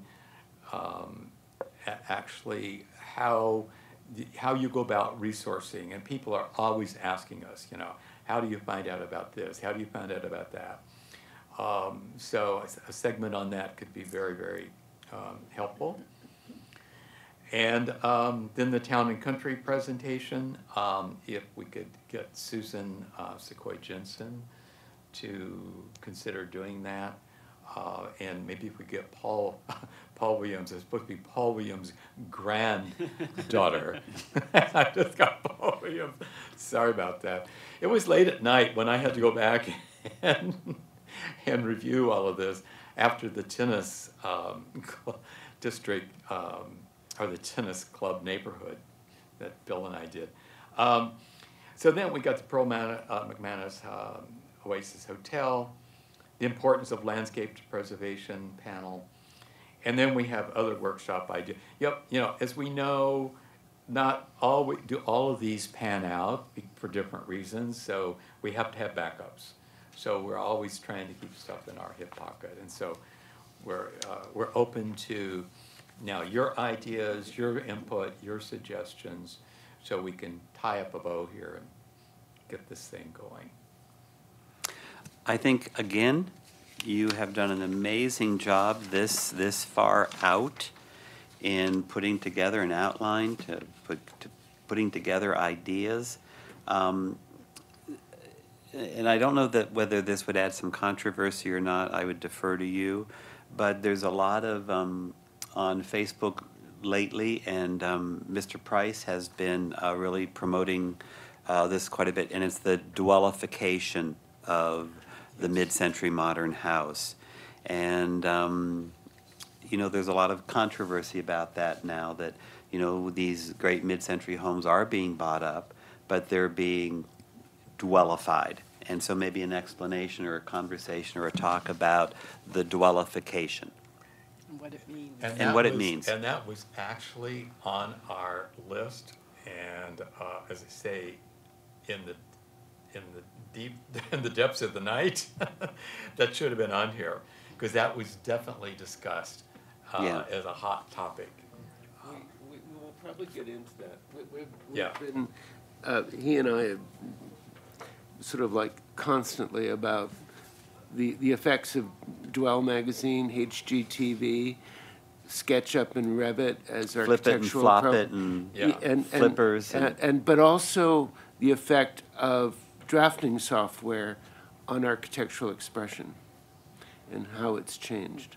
Yeah, and it's changed the interior design industry. I can tell you that. It's really bemuddled it. That's a new word. I think you've done a great job Yeah. in presenting this. Just one question, Yep. no tours this. Oh, yes, there are tours. Let me speak to that, because I'm yeah. coordinating the tours this year. We're trying to take a different approach, where trying to get each organization to maybe come up with their own tour. For example, they'll have the Preservation Foundation do one tour, the HSPB does one tour, and we'll see how this goes. We may end up doing like we normally do and having to go out and beat the bushes and see what we can really get, but we're going to start with this idea so that the different organizations can also sort of explain what they do, and then people can go on their tour. So we're hoping to have 4 or 5 tours, smaller number of tours, and maybe run like not 30 people through them, but 60 people through each tour, and stagger the times or something, so that we can focus more on quality and allow these organizations to choose an example or 2 examples of what they most stand for. Because the Historic Site Preservation Board doesn't have to do mid-century. We could do anything. Spanish, we could do anything. And I think that because the ModCom and stuff would be doing the more mid-century, I think HSPB's focus should be more historic, Spanish or whatever.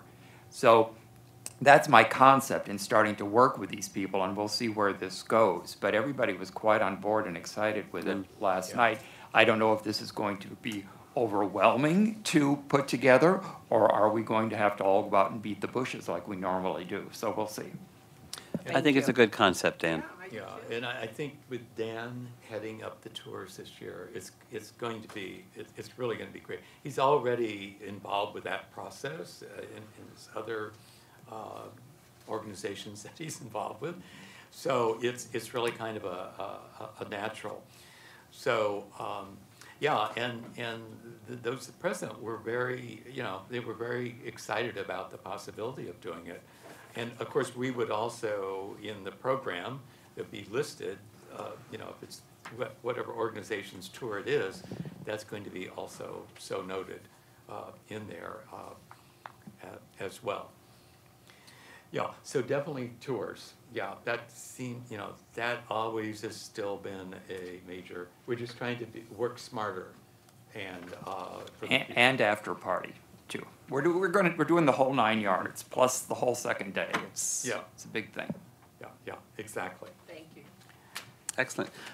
Does that complete your report on that? That does. On that subcommittee? Yeah. All right, again, Dick, thank you. Carry on. I think the direction you're heading is really strong, really strong. Dick, I think you're up again on the ordinance revisions on the demolition. That subcommittee is Dick, Bill Lavoie, and Todd. So interested to hearing about this. I think we've had some movement already at the city council meeting. Flynn? Yes, I'll go ahead and Please. give an update on the subcommittee meetings. I've prepared a short memo for you here, which I passed out earlier this morning to you. Just a reminder that the subcommittee was tasked with two essential things. Number one was to look at a requirement in our code that prior to any demolition, there needed to be an entitlement in place, so that's one of the aspects. And then second, and probably where we've spent most of our time, is relative to the procedures for alteration or demolition of historic structures. We looked at quite a number of different ordinances in the state of California relative to their demolition and alteration procedures, and so that has served a basis for the work that we've done and to help inform us in terms of what other cities are doing. The probably easiest way to talk about what the committee is proposing is to look at the two examples that I have for you on the attached pages. If you look at the illustrations on our current process, we have procedures in place for Class 1 structures relative to alteration or demolition. They go through our certificate of approval process, which is either approved or denied. Relative to our Class 2 procedures, our code is silent. It doesn't talk about how we address alterations or things like that to it. In terms of our Class 3 process, as you're aware, Class 3 is defined as any structure built prior to 1969. We only see where there is 100% demolition. That's the only time that those items come forward to you. What is being proposed and what we've talked about at the subcommittee meetings follows on the next page under the proposed process. No real changes to our Class 1 process. Class 2, we've talked about expanding that to include what we're calling structures of merit, and we're looking primarily at Santa Barbara's ordinance in terms of that.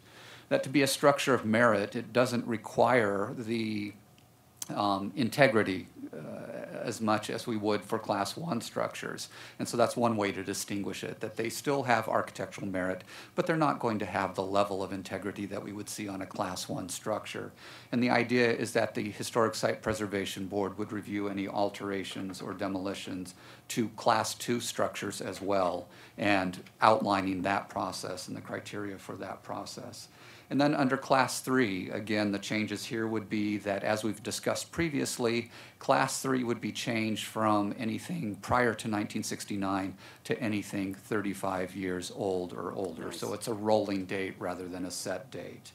In terms of what the Historic Site Preservation Board would see, we have proposed definitions for both demolition and alteration, that anything basically resulting in either 50% removal of the square footage of the structure or 25% alteration to the street face or 50% alteration to the entire frontage of the or exterior to the structure would require the HSPB to review it.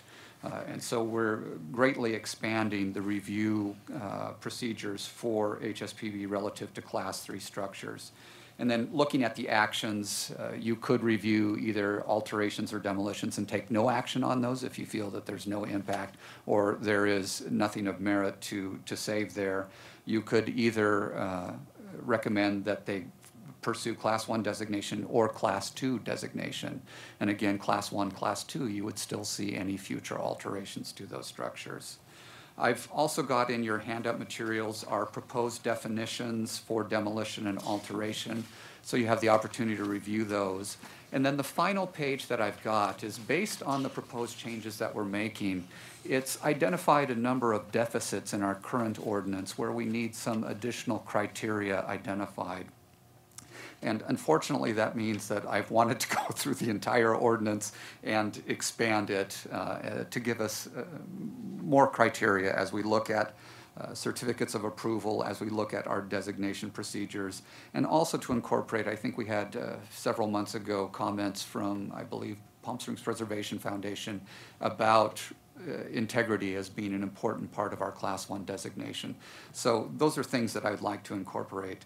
So I'm in the process of working on revisions to Chapter 8.05 with our city attorney, Mr. Priest, who has been attending our subcommittee meetings and been assisting us with that. Our intent is that we will have a draft revised ordinance to be reviewed by the subcommittee at our next subcommittee meeting, which will take place between now and our October meeting, and then be able to have a draft ordinance for the HSPB to review at your October meeting. And so that's our time frame. We do have a little bit more work to do. The subcommittee would like to review our provisions relative to violations of the ordinance. So that's going to be one of the topics at our next subcommittee meeting, in addition to looking at a more fleshed out draft of the changes to the ordinance itself. And so again, in terms of our process, we are looking at having something before you at next month's meeting for consideration. Flynn, excellent, thank you. Could you give me an example of a Class 2 that it would be a structure of merit, one that we might be familiar with? Certainly. You know, one of the discussions that we had recently was relative to the William Holden Deep Well House, where in the consideration of that for Class 1 designation, there were some concerns relative to some of the alterations that had been done. And so that might be an example of a Class 2 structure of merit going forward, where it certainly meets our criteria, the 7 criteria that we already have adopted in terms of its architectural character or association with individuals who have had an important part in our community. But there were concerns by the board and also at the city council level that in some ways the integrity of that structure had been compromised. And so that would be an example of a Class 2 structure, a structure of merit. And so in the future, the HSPB would still be able to review alterations to that structure. But again, it might not have the integrity that some of our other Class 1 structures may have. Okay. Lynn? Another example I think we talked about was the bank on the corner of the community bank on the corner of the Crocker Citizens. Yep, Crocker Bank. That actually could have maybe been categorized as a Class 2 because of the alterations that had been done. So there's just a couple examples of what we talked about. And I know in Santa Barbara they have a huge list of ongoing list for landmarks of merit. So well, structures of merit. Yeah, right, exactly. We have almost 300 structures in Santa Barbara. We'll have 50 more in another week. So I think it's a building that doesn't, it's almost there, but there's been significant changes that it's like it can't make it all the way to the top, but it really should be recognized. Okay, excellent. And I would the only thing I would add to that is, and I don't know that we can go any place with this or not, but I did want to share with the board, I thought it was very interesting at the meeting the other night, the council meeting, when I giving the presentation, and you gave your presentation, and the 50% came up, and Councilmember Roberts, questioned, are we really going to allow up to 50%? It's like, so that was kind of, did register. But that I know involves legal, and that's something that you are working on with Jim Priest. Yeah. Anything else? Dan, please? I have just one comment. I mean, I think that this is all really good, and the other thing that I think is really good is that the moratorium has only been put in for 45 days. So hopefully that this can be completed within 45 days so that we don't send a message to the real estate community that we don't, so that they have some direction in how to deal with their clients, because it's that uncertainty that makes the HSPB very unpopular. So I think to get it done as soon as possible and get it out there so that people can see it and know what they're dealing with is really important, and so that it doesn't drag on. And just to respond to that, that's one of the reasons why we are working as diligently as possible to have something before you in October, so that we can then forward that to the city council and they can discuss and take action on that. And I appreciate those comments. However, I believe it's got to be done correctly, and it's got to be done thoroughly. And if it takes 45 days, so be it. If it takes 60 days or 75 days, staff has a lot on their plate, and I think we need to make sure that this ordinance is done correctly, because this hasn't been changed or updated in many, many, many, many, many years. 1981. All right. And Flynn, I think the city attorney, Jim Priest? assistant, Ed Klotkin the other night, didn't he assure the council that it would be back before them in October? I mean, this is on the fast track. It is on the fast track. Again, I think the subcommittee has done excellent work in really outlining the direction that we want to go with this. It's likely that we may need to extend the 45-day moratorium for another period in terms of being able to have the city council subcommittee review it and then make their recommendations as well. But again, we're trying to move as quickly as possible so that we don't continue to hold projects in limbo so that they can advance through the process. I've been having a back and forth discussion with someone who was supposed to be on our agenda today for a demolition application, and unfortunately, because of the moratorium, we were not able to consider that today. So we do have a number of applications in process that will be waiting for this to come forward. Okay. Ted? Todd, Scott, whatever. Tim works. Quick question, just to address the comments on timing. So when this gets to the council, it needs to be read twice, and then can you talk a little bit about that timing? Yeah, certainly. The standard process for approval of amendments to the city's municipal code is it does take 2 readings of city council. What the city council will do is that they already have appointed a subcommittee on demolition. They will review the draft that comes out of the HSPB. They will then go ahead and forward that to the city council. We'll have a public hearing at city council, and then hopefully 2 weeks later at the second city council meeting, they'll be able to adopt at that point in time. But it does take 2 readings at the city council in a public hearing.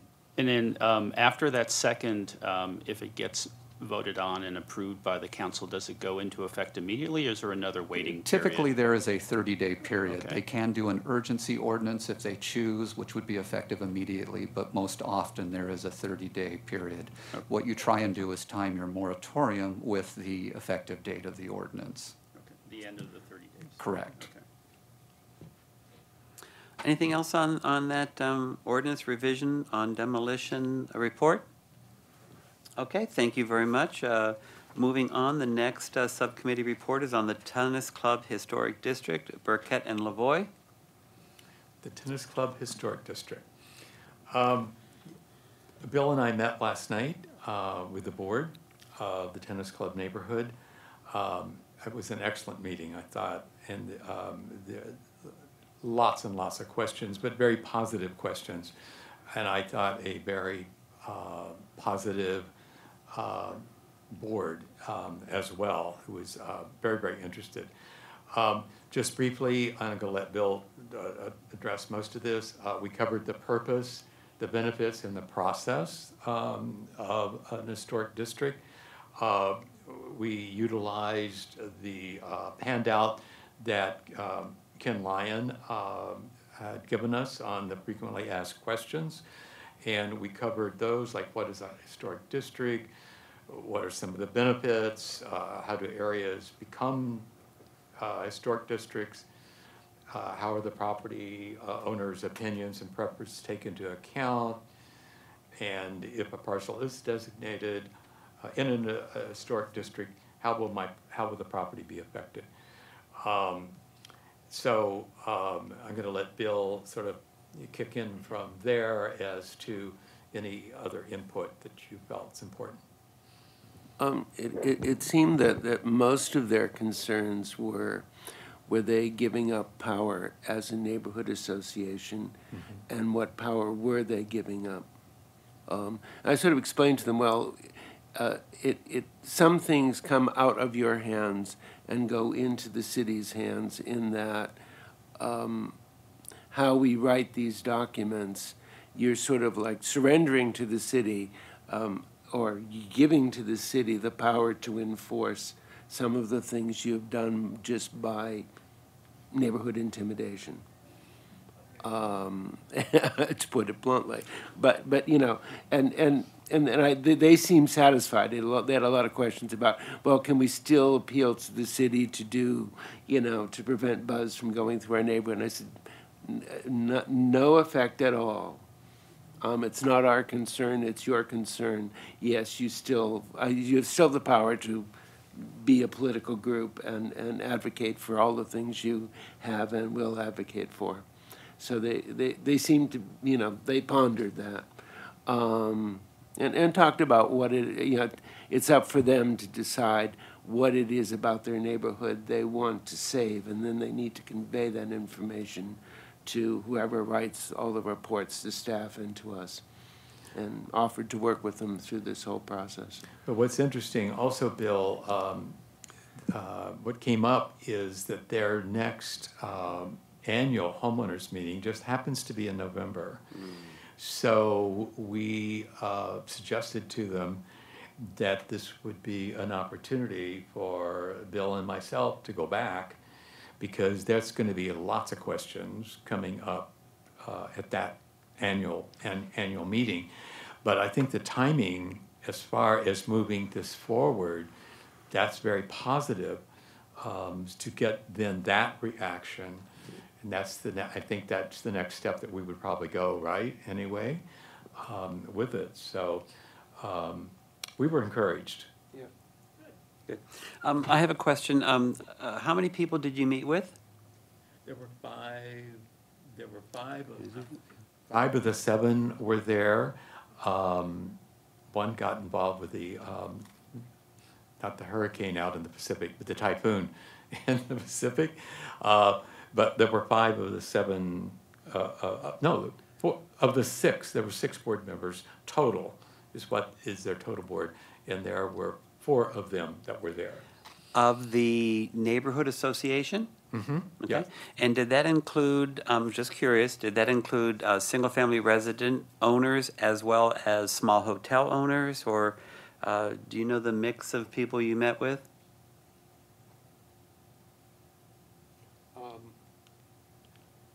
From what was said, I would assume homeowners. Yeah. Okay. Yes. Yeah, no, I'm just curious, Yeah. just Yeah. kind of Yeah. filling in some blanks. They talked about that they needed to approach some of the hotel owners. Right. Where did you meet?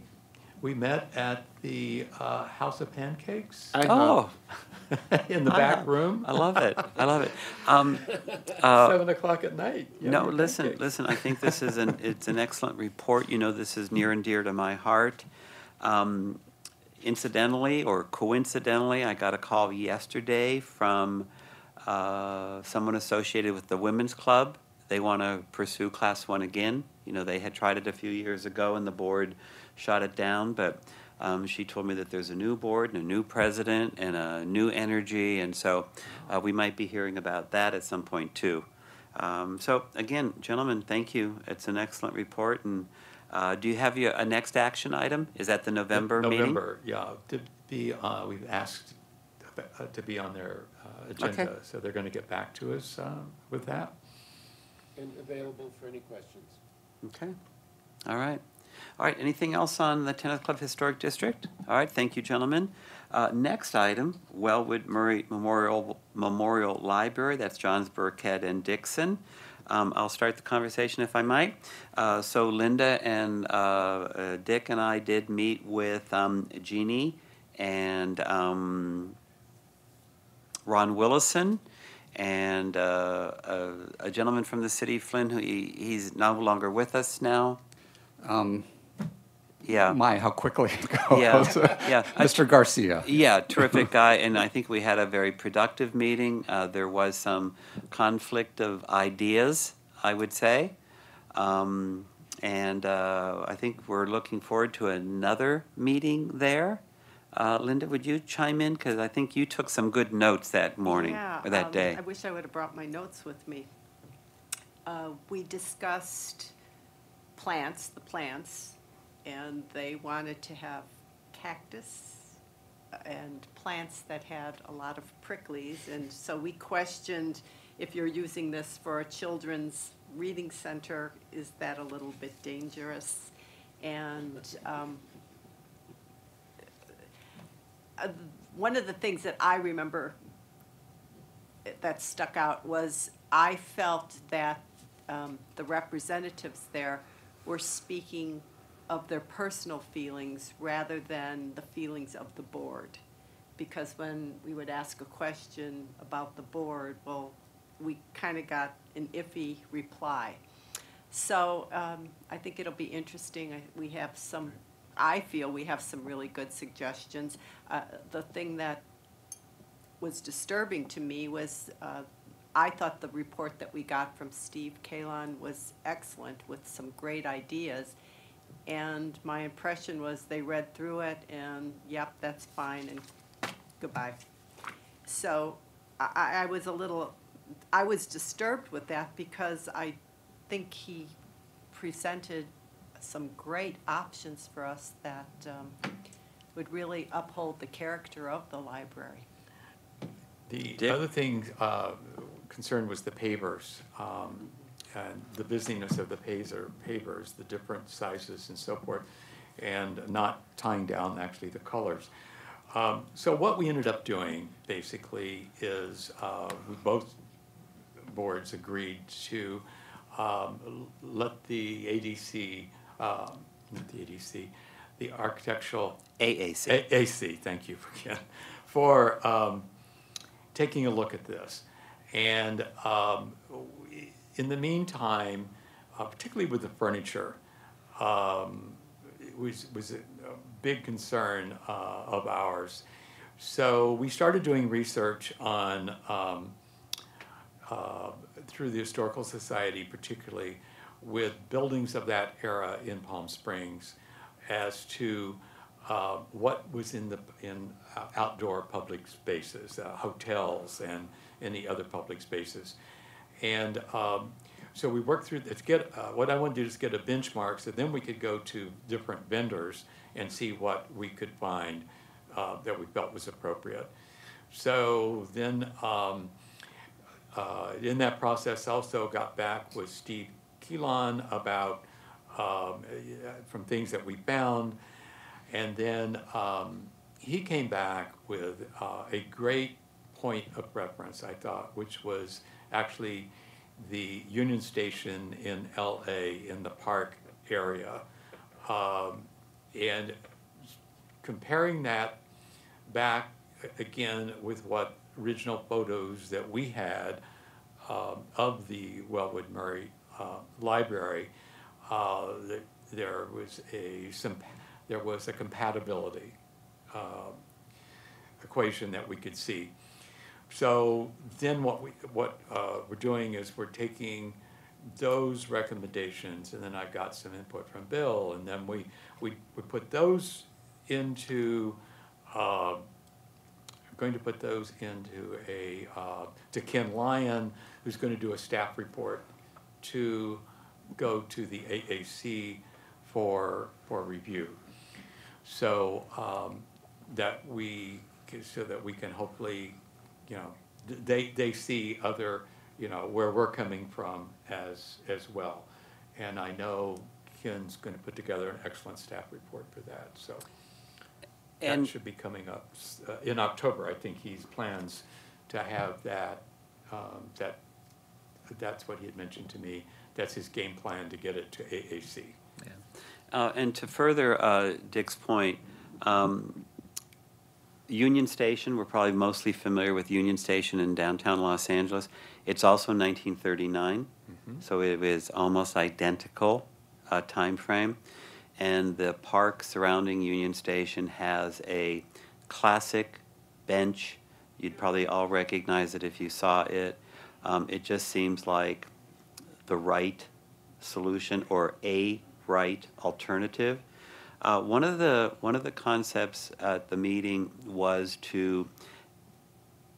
that the courtyard of the Wellwood Murray be finished out similarly to the new downtown across the street, with the paving system just coming across the street and wrapping around the Wellwood and the seating and all. And we were quite insistent that no, that this should have a sharp line of demarcation. This should not feel like a part of the new downtown, but that when you walked into the courtyard, you at least had a sense of the history of the building. And I think we did a good job that day, and hopefully with your work on your research on the furniture and all, we're prepared for the next meeting and the AAC and all of that. And then it comes back to us after the AAC review. Yeah. All right. So thank you very much on that. Any questions or no on the Wellwood Murray? All right. Next item is the La Plaza Theater, and this is Lavoie, Burkett, and Marsh. I do nothing. And we don't have anything to report on that. Gensler is doing a study of the building. They're in process on that, and I don't have a report back from Mr. Fuller, who is managing that process. Again, we will keep the subcommittee in mind when we're ready to look at that study and go forward with that. So we'll schedule something as soon as we're ready to do so. All right. Well, thank you for that. Glenn, excuse me just a minute. Could Dick? you, would it be possible to check with them and see when they think they might be able to? I'll they've ask had Mr. Fuller for an several update. months. I'm hoping that we're getting. Yeah. Yeah. No, I think it's going to be a little bit while longer. Okay, I'm going to have some comments when we get to our board member comments. But any further questions on the subcommittee report on the La Plaza Theater? Okay, excellent. Next item is 5C on our agenda, and this is the HSPB booth at the October 2018 Modernism Show. So just as we've done in years past, we have the opportunity to have a historic site preservation booth at the Modernism Show. It's an unstaffed booth, and we just wanted to get your input if you wanted us to continue those efforts. 100%. Okay. 100%. I think it's a. It's an appealing booth, the yellow and the blue, and it certainly attracts attention. And yes, no reason to discontinue that. Dan. What exactly is the signage? Is it HSPB or does it say Historic Site Preservation Board? One of the issues that we discussed last night with the many groups together is the confusion of the name of the groups. We all use these monikers like ModCom, all the other ones, and nobody knows what they really stand for. And so one of the things in identifying the different organizations is to tell more what you do. We're the Historic Site Preservation Board. We may be the HSPB to us, but people don't know what the HSPB is. Right. They don't know what ModCom is. Yeah. I have trouble. Well, no one knows I have what trouble. ModCom I know, but okay, that's a separate issue. Kidding. But, the point is, very clear identification is one of the ways that we can start to make each group have more of an own identity. And so that's just something to consider. And I don't know what the signage is, but, you know, moving forward, Yeah. something we should always keep in mind. Well, you know, Flint, in my experience, and I've been involved in preservation in the community for about 10 years now, I think it does, as much as we try to define and differentiate, there are these mangled, you know, that everything gets historical society, board, modern committee. There is a real just mangling of it all, and how, because we have, as Dick pointed out, for a small town, we've got 4 strong preservation organizations, and so how do we differentiate them? They're all familiar to us, ModCom, HSPB, Historical Society, but how do we differentiate them to the public? So does our booth, I think it says the City of Palm Springs? Yes, it clearly identifies that we are the City of Palm Springs. Yeah. And we'll review our materials to make sure that we don't use the acronym, but rather Historic Site Preservation Yeah, Board, so yeah. it's very clear. But we try and always use the city seal on Yeah, everything that we yeah. do, so that people are aware that it's associated with the city, as opposed to an independent or private organization. Okay. Anything else on the HSPB booth? Okay. Well, that completes our subcommittee reports. Board member comments. Linda? I'd like to know the palm trees along Palm Canyon between Sunny Dunes and Mesquite. They've all been removed. Mhm. Are they going back? Oh, absolutely, yes. Okay, so they will be replanted, the sizable trees? Correct. The Cameron project or development, which has stalled, does have a requirement under their subdivision improvement agreement to complete the Palm Canyon street improvements, to do a portion of the Mesquite improvements, and they've also been required to do temporary landscaping around the site. The removal that you see now, those palm trees will be replaced, the sidewalk will be widened, lights will go in, there will be a median, and the traffic light at the intersection will also be replaced.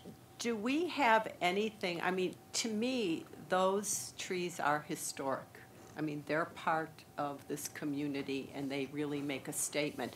Do we have anything that protects the trees? No, you do it. We have a requirement in our code that the palm trees are required at a certain spacing interval along the street, and when they are replaced, to be replaced at a certain height and to a certain standard. So I think we do have that in place in terms of the palm trees. And the trees, the palm trees that have been cut down, are they going to be replaced? For instance, at the corner of Mesquite and Palm Canyon, right, it's Joseph's Hairstyling Salon. There's a stub about this Mhm. high. And that's not on the camera in front of It you? isn't. It's- It isn't. it's and so I wonder what's going on with some of these trees that I see that are, Those can be referred to code enforcement. okay. Yeah. So I need to call code enforcement and tell Or, them, or use the app.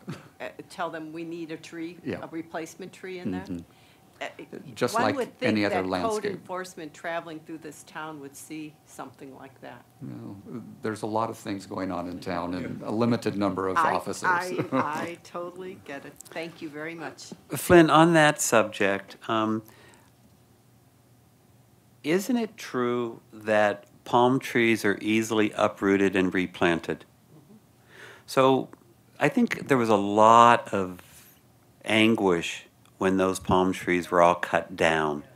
And since they're going back, why couldn't they be uprooted and then brought back?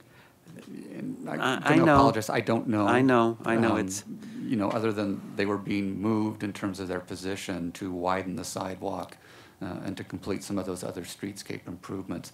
I don't know if is that they would have been too damaged in that process to be replanted or not, or just the difficulty. Again, I don't know. Then I misunderstood. I thought the trees that were there, those big mature trees, No. were going to be replanted. those were cut down. They were cut down. See, and that's why I'm saying there has to be something that protects those mature trees. I mean, that to me is a sin. You can landmark them. Is that part of, can that be part of this ordinance they're working on? No, you can designate them.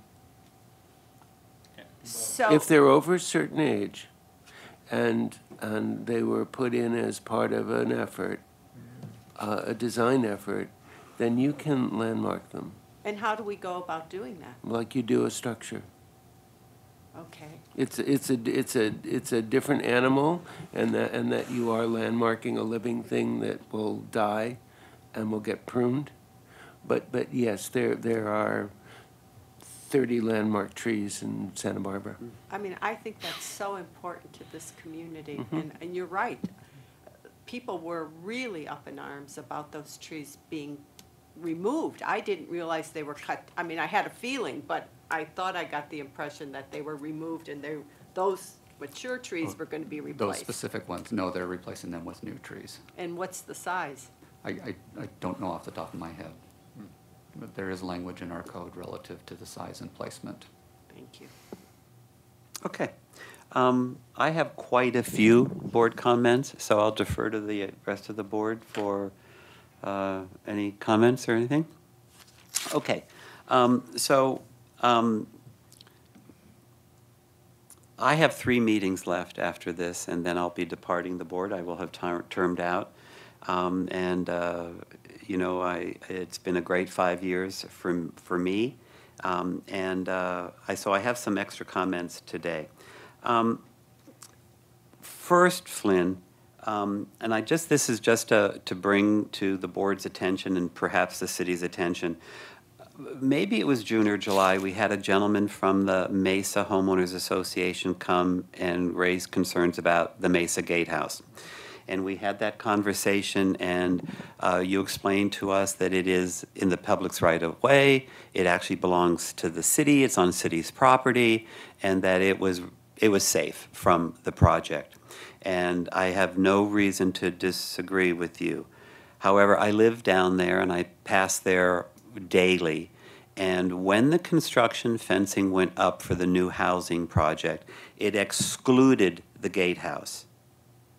A few days ago, actually last Thursday, that fencing was taken down and now includes the gatehouse. So it just sent some concern to me that first it was excluded and now it seems to be included. Do you have anything on that? Certainly, let me talk about that. In writing the conditions for the protection of the gatehouse, I had indicated that a fence and dust control needed to be provided at the construction site, and I didn't specify that it needed to be around the gatehouse itself to protect it. So I had to go back to the Building and Safety Department and clarify exactly what I wanted them to do. All right, thank you. I did have Ken Lyon document the house with photos, the gatehouse with photos prior to the start of construction. We'll do that again at the end of construction and verify that there has been any damage to the structure. But again, the intent was that there be a fence around the gatehouse itself to protect it from construction going on the site and any construction of the street, the curb and gutter and things like that. And so curb and gutter improvements will be going in there? Yes, there will be some curb and gutter improvements there. All right, thank you for that one. My next item here that I'd like to chat about is the Oasis building. This board approved the Japanese restaurant that went in there 3 years ago, 4 years ago. The gentleman came here, he did a lovely presentation. We approved a lot of exterior tenant improvements that none of them touched the building. And we were all very good about that. And I think the Planning Commission and the AAC was very good about, you can put this big canopy up over the bar and you can create this walkway up to the front door, but nothing can touch the building. Well, as many of you probably know, that restaurant has failed, unfortunately. It was one of my favorites, and they are gone. And we are left with all of those tenant improvements. And so I'm wondering if looking forward, and I would like you to kind of hopefully remember this in a year from now or whenever it might be and you're all still sitting here, when we approve tenant improvements to a Class 1 historic site, is there a way to condition that if that business fails, that they have to remove those tenant improvements and put the Class 1 building back the way they found it. Yes, I would say absolutely. As you're reviewing a certificate of approval, you can include conditions with that in terms of the removal, and I think that's a reasonable idea to have those as conditions of approval. So that's something that we can do as we move forward and looking at other tenant improvements. Well, I'd request that the board kind of keep that on your plate as we go forward, because, kids, something else is going to go into the Oasis building. Yeah. And their tenant improvements. So that's what I'm asking. And could that be part of the staff report in the future? As If a we're doing condition, the class yeah. one? You could include it Absolutely. for our consideration. Mm-hmm. Thank you. All right, great. Just to let you know, I have been contacted by several different individuals who are interested in leasing that space, and advise them of the fact that it is a Class 1 building and improvements do need to go before the HSPB. So. Right. Okay. My next item is I wanted to credit the board, our board, again.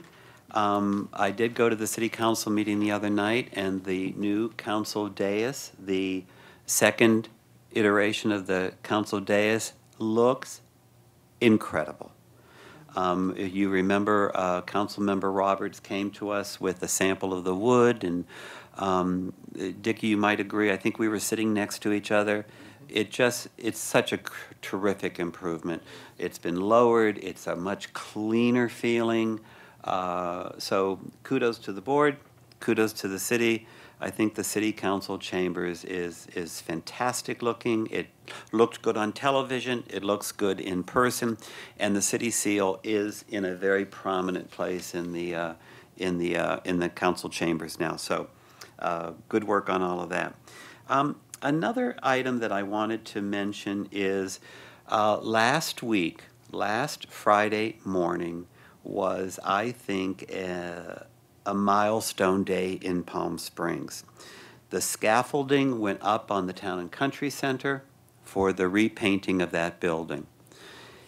On the exact same day, the construction fencing went up around the Cornelia White House.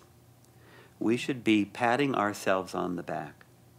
Especially on the Cornelia White House, we have been tenacious for the 5 years that I've been on this board to get the city to take action. And it went through the processes and some fits and starts, but it's now underway.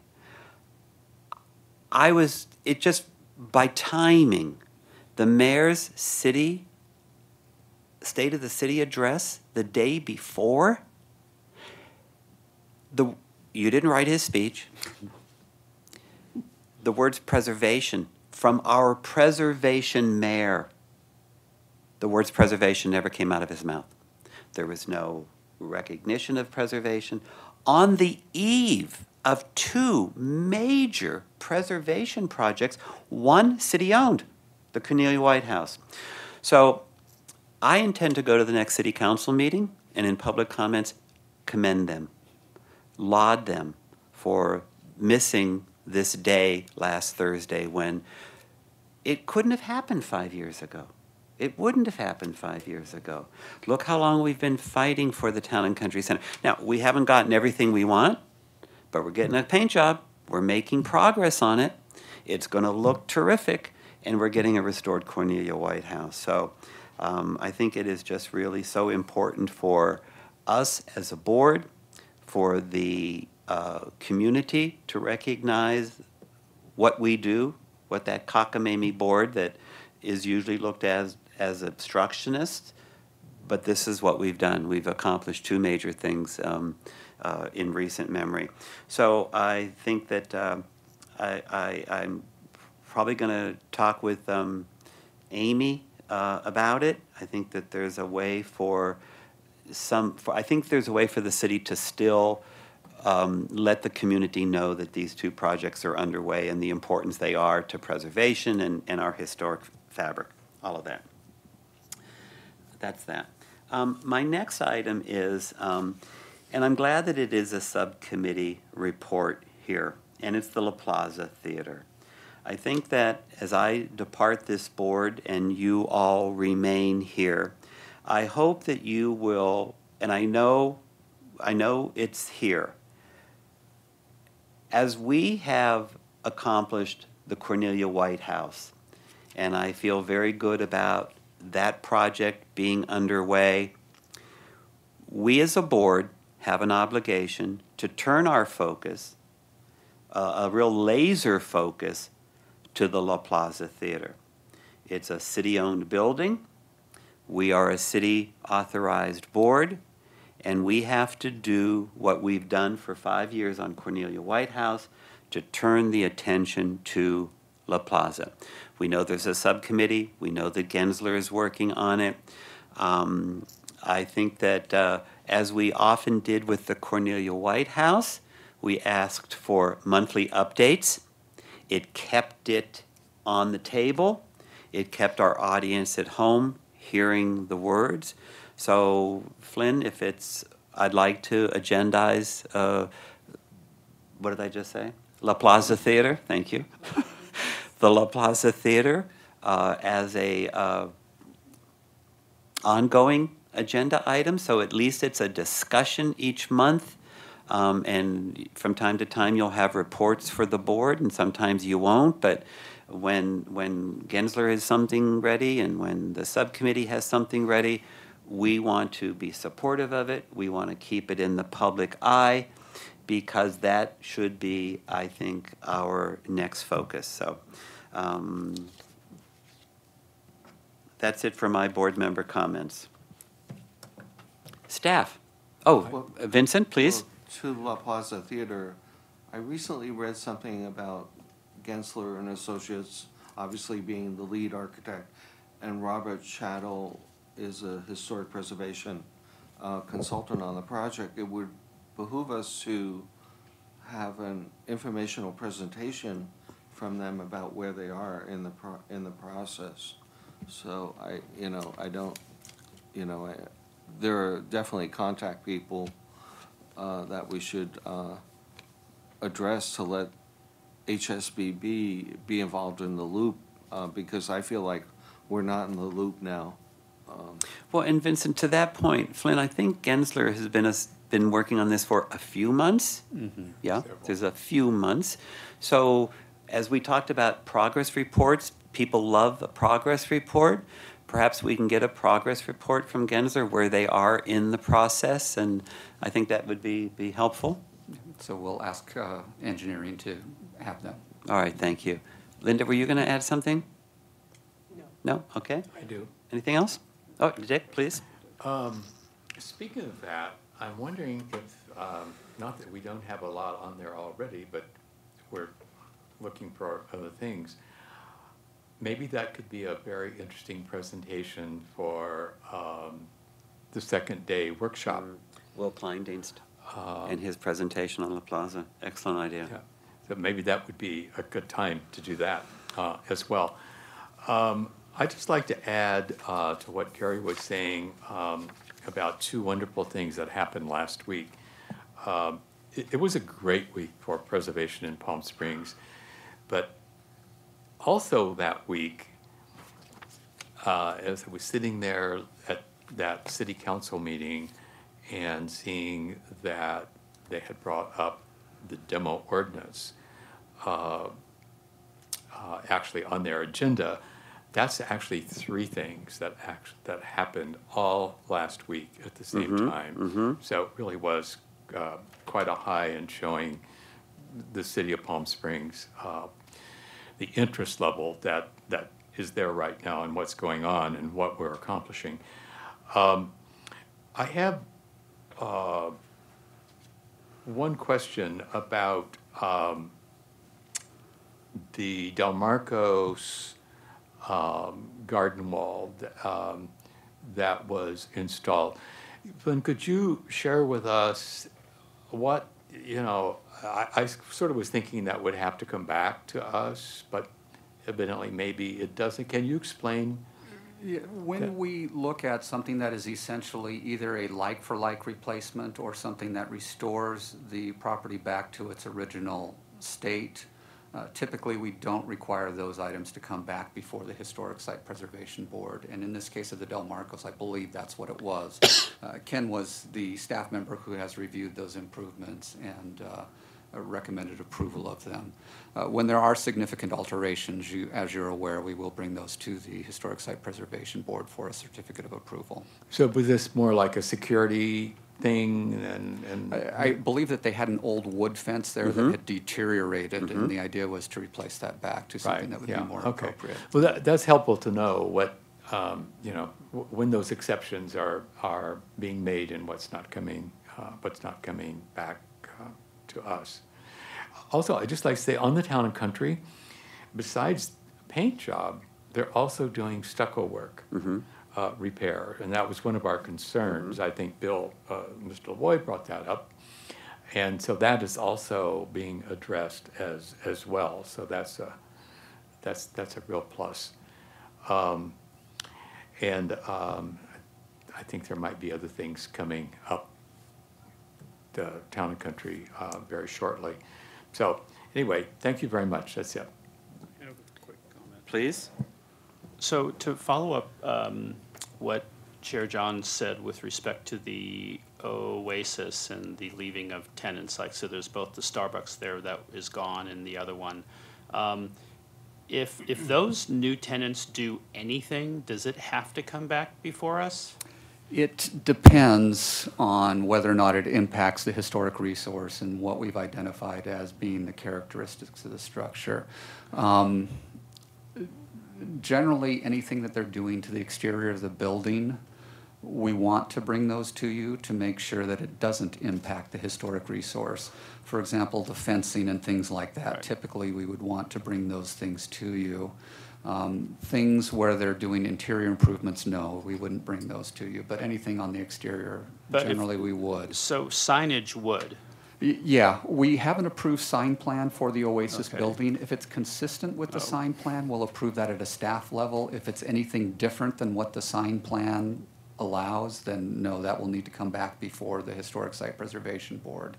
You have already approved the sign program for the building, so anything that's consistent with that is still appropriate. So we may not have an opportunity to have them undo those things, I guess is what I'm getting at. We as staff will look at that very carefully as those spaces are re-tenanted.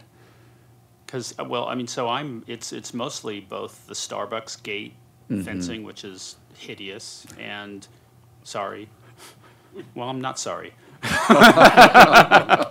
To use the terminology of the day. It's sorry, you're right. Well, and even. Who's sorry now? I may be in the future, who knows? And well, and even it's both the treatment of the fencing for the restaurant and the treatment of the fencing for the corner there. Both could use some improvement. Yeah, the two prospective tenants who have talked to me would want to replace that. Good. Okay. With something that would be more appropriate to what they're proposing.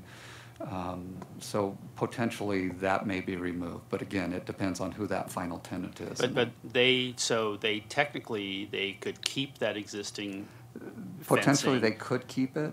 stay within the approved signage guidelines, put in 2 new tenants there, and they would never come before us. As long as there's no other significant improvements or changes to the exterior of the structure. So then it becomes more imperative, what Gary said, in the future of anything that we do, it's imperative that if that tenant leaves, what they put in place goes with them. Yeah, Yeah. and I think that's generally a good practice, especially with historic Yeah. buildings, that things that are removable, we need to make sure that they are removed once the tenancy is over. And so again, I think that's a great practice for us to employ.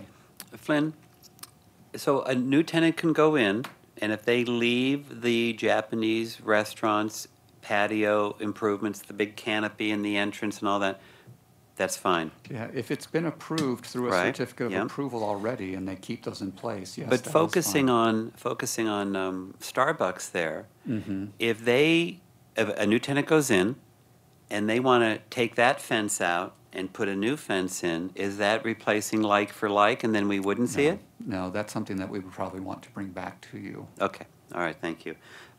Anything else on that? Okay, it raised two more. Go ahead, Dick. I'm sorry, Please? just one last thing. No, I've got two more last things. The Orchid Tree Inn. Last night, we heard that there's been some discussions between evidently the owner's representative and with the city. So is there any new things that we could know about? There isn't anything that's been submitted to the city yet. They are coming up on their two-year Yeah. timeframe for In their November. approvals in November. They have contacted us about filing their extension of time applications, but we haven't received anything relative to any modifications or Yes. changes to the site. And what we really heard wasn't so much about, probably come to planning, it was more, I think, from an economic standpoint with the way that I gathered in the conversation last night. So, in other words, they've got until November such and such. And then what happens so then the permit dies, then what happens at that point? If the extension of time is not approved, then essentially the project dies and they would have to refile applications for a new project. However, if the extension of time is approved, then they have an additional time frame to submit building permits and get started with the approved plans. If they choose to modify the project, then those modifications would need to come back Yeah. before HSPB, AAC, Planning Commission, and go through the process for modifications to approved plans. Okay. Two other quick comments, and I meant to ask Mr. Malacher about it. On the Bank of America project, and I trust, again, I put all this trust in the process, there were several fixtures that are attached to the tile portions of the building. When that fixture is removed, what are we left with there? Is there a patch in the tile? Do we know that far out? I don't personally. I'm hoping that Mr. Lyon has reviewed that and taken that into consideration in his recommendations. Ultimately, what we would look for is to restore as closely as possible to the original finish. All right. And the only other thing is I did want to just add on to Dick's Del Marcos Hotel.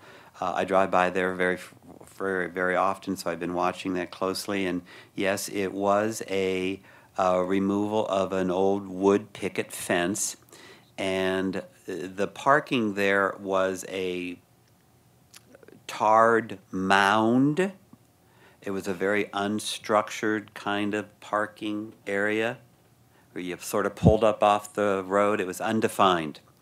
And now, of course, it is corporate defined. I mean, it is curbed and guttered and walled and curbed. And it appears to me that they picked up quite a bit of parking, which I don't think is a bad thing. And again, it is on the side of the building. It does not impact the front elevation of the building, which I think is where the most characteristically defining architecture of it is. So I called right away when I saw that project and know it was fully permitted. And I think it turned out well. It turned out well. So it's an improvement to the parking situation, and I don't think it is detrimental to the character of the building. That's all I have, unless somebody gives me another idea. All right, staff comments. In consideration of the time, I'll be brief. Just wanted to give you a heads up that Leo Marmol, on behalf of the owner of the Town and Country, met with me and the City Council subcommittee members about the master plan and restoration of the Town and Country Center. They are going to be doing some public outreach, so they'll be meeting with some of our preservation organizations here, but do expect that to be coming before you here within the next couple of months. I just wanted you to be aware that they are doing outreach ahead of consideration by the Historic Site Preservation Board. Didn't want you to be surprised by that. In terms of the moratorium, again, that kind of took me by surprise. It was done at the direction of the City Council.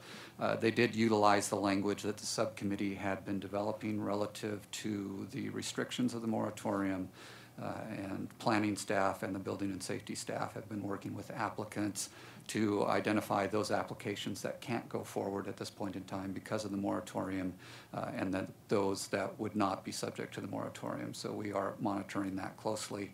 And again, we are working on the ordinance to have that before you here in October. I'm not sure if I announced this at a previous Historic Site Preservation Board meeting, but the City Council in our 2018-2019 fiscal year budget included an additional position with the emphasis on that position to be historic preservation matters. So I'll be having an additional staff person. We are conducting interviews for that position next week. God. I think we have 5 qualified applicants for that position. So we hope to have someone on board, and that's necessary based on the changes that you all are proposing to the ordinance, because we will have a lot more business to take care of. Is that full-time staff?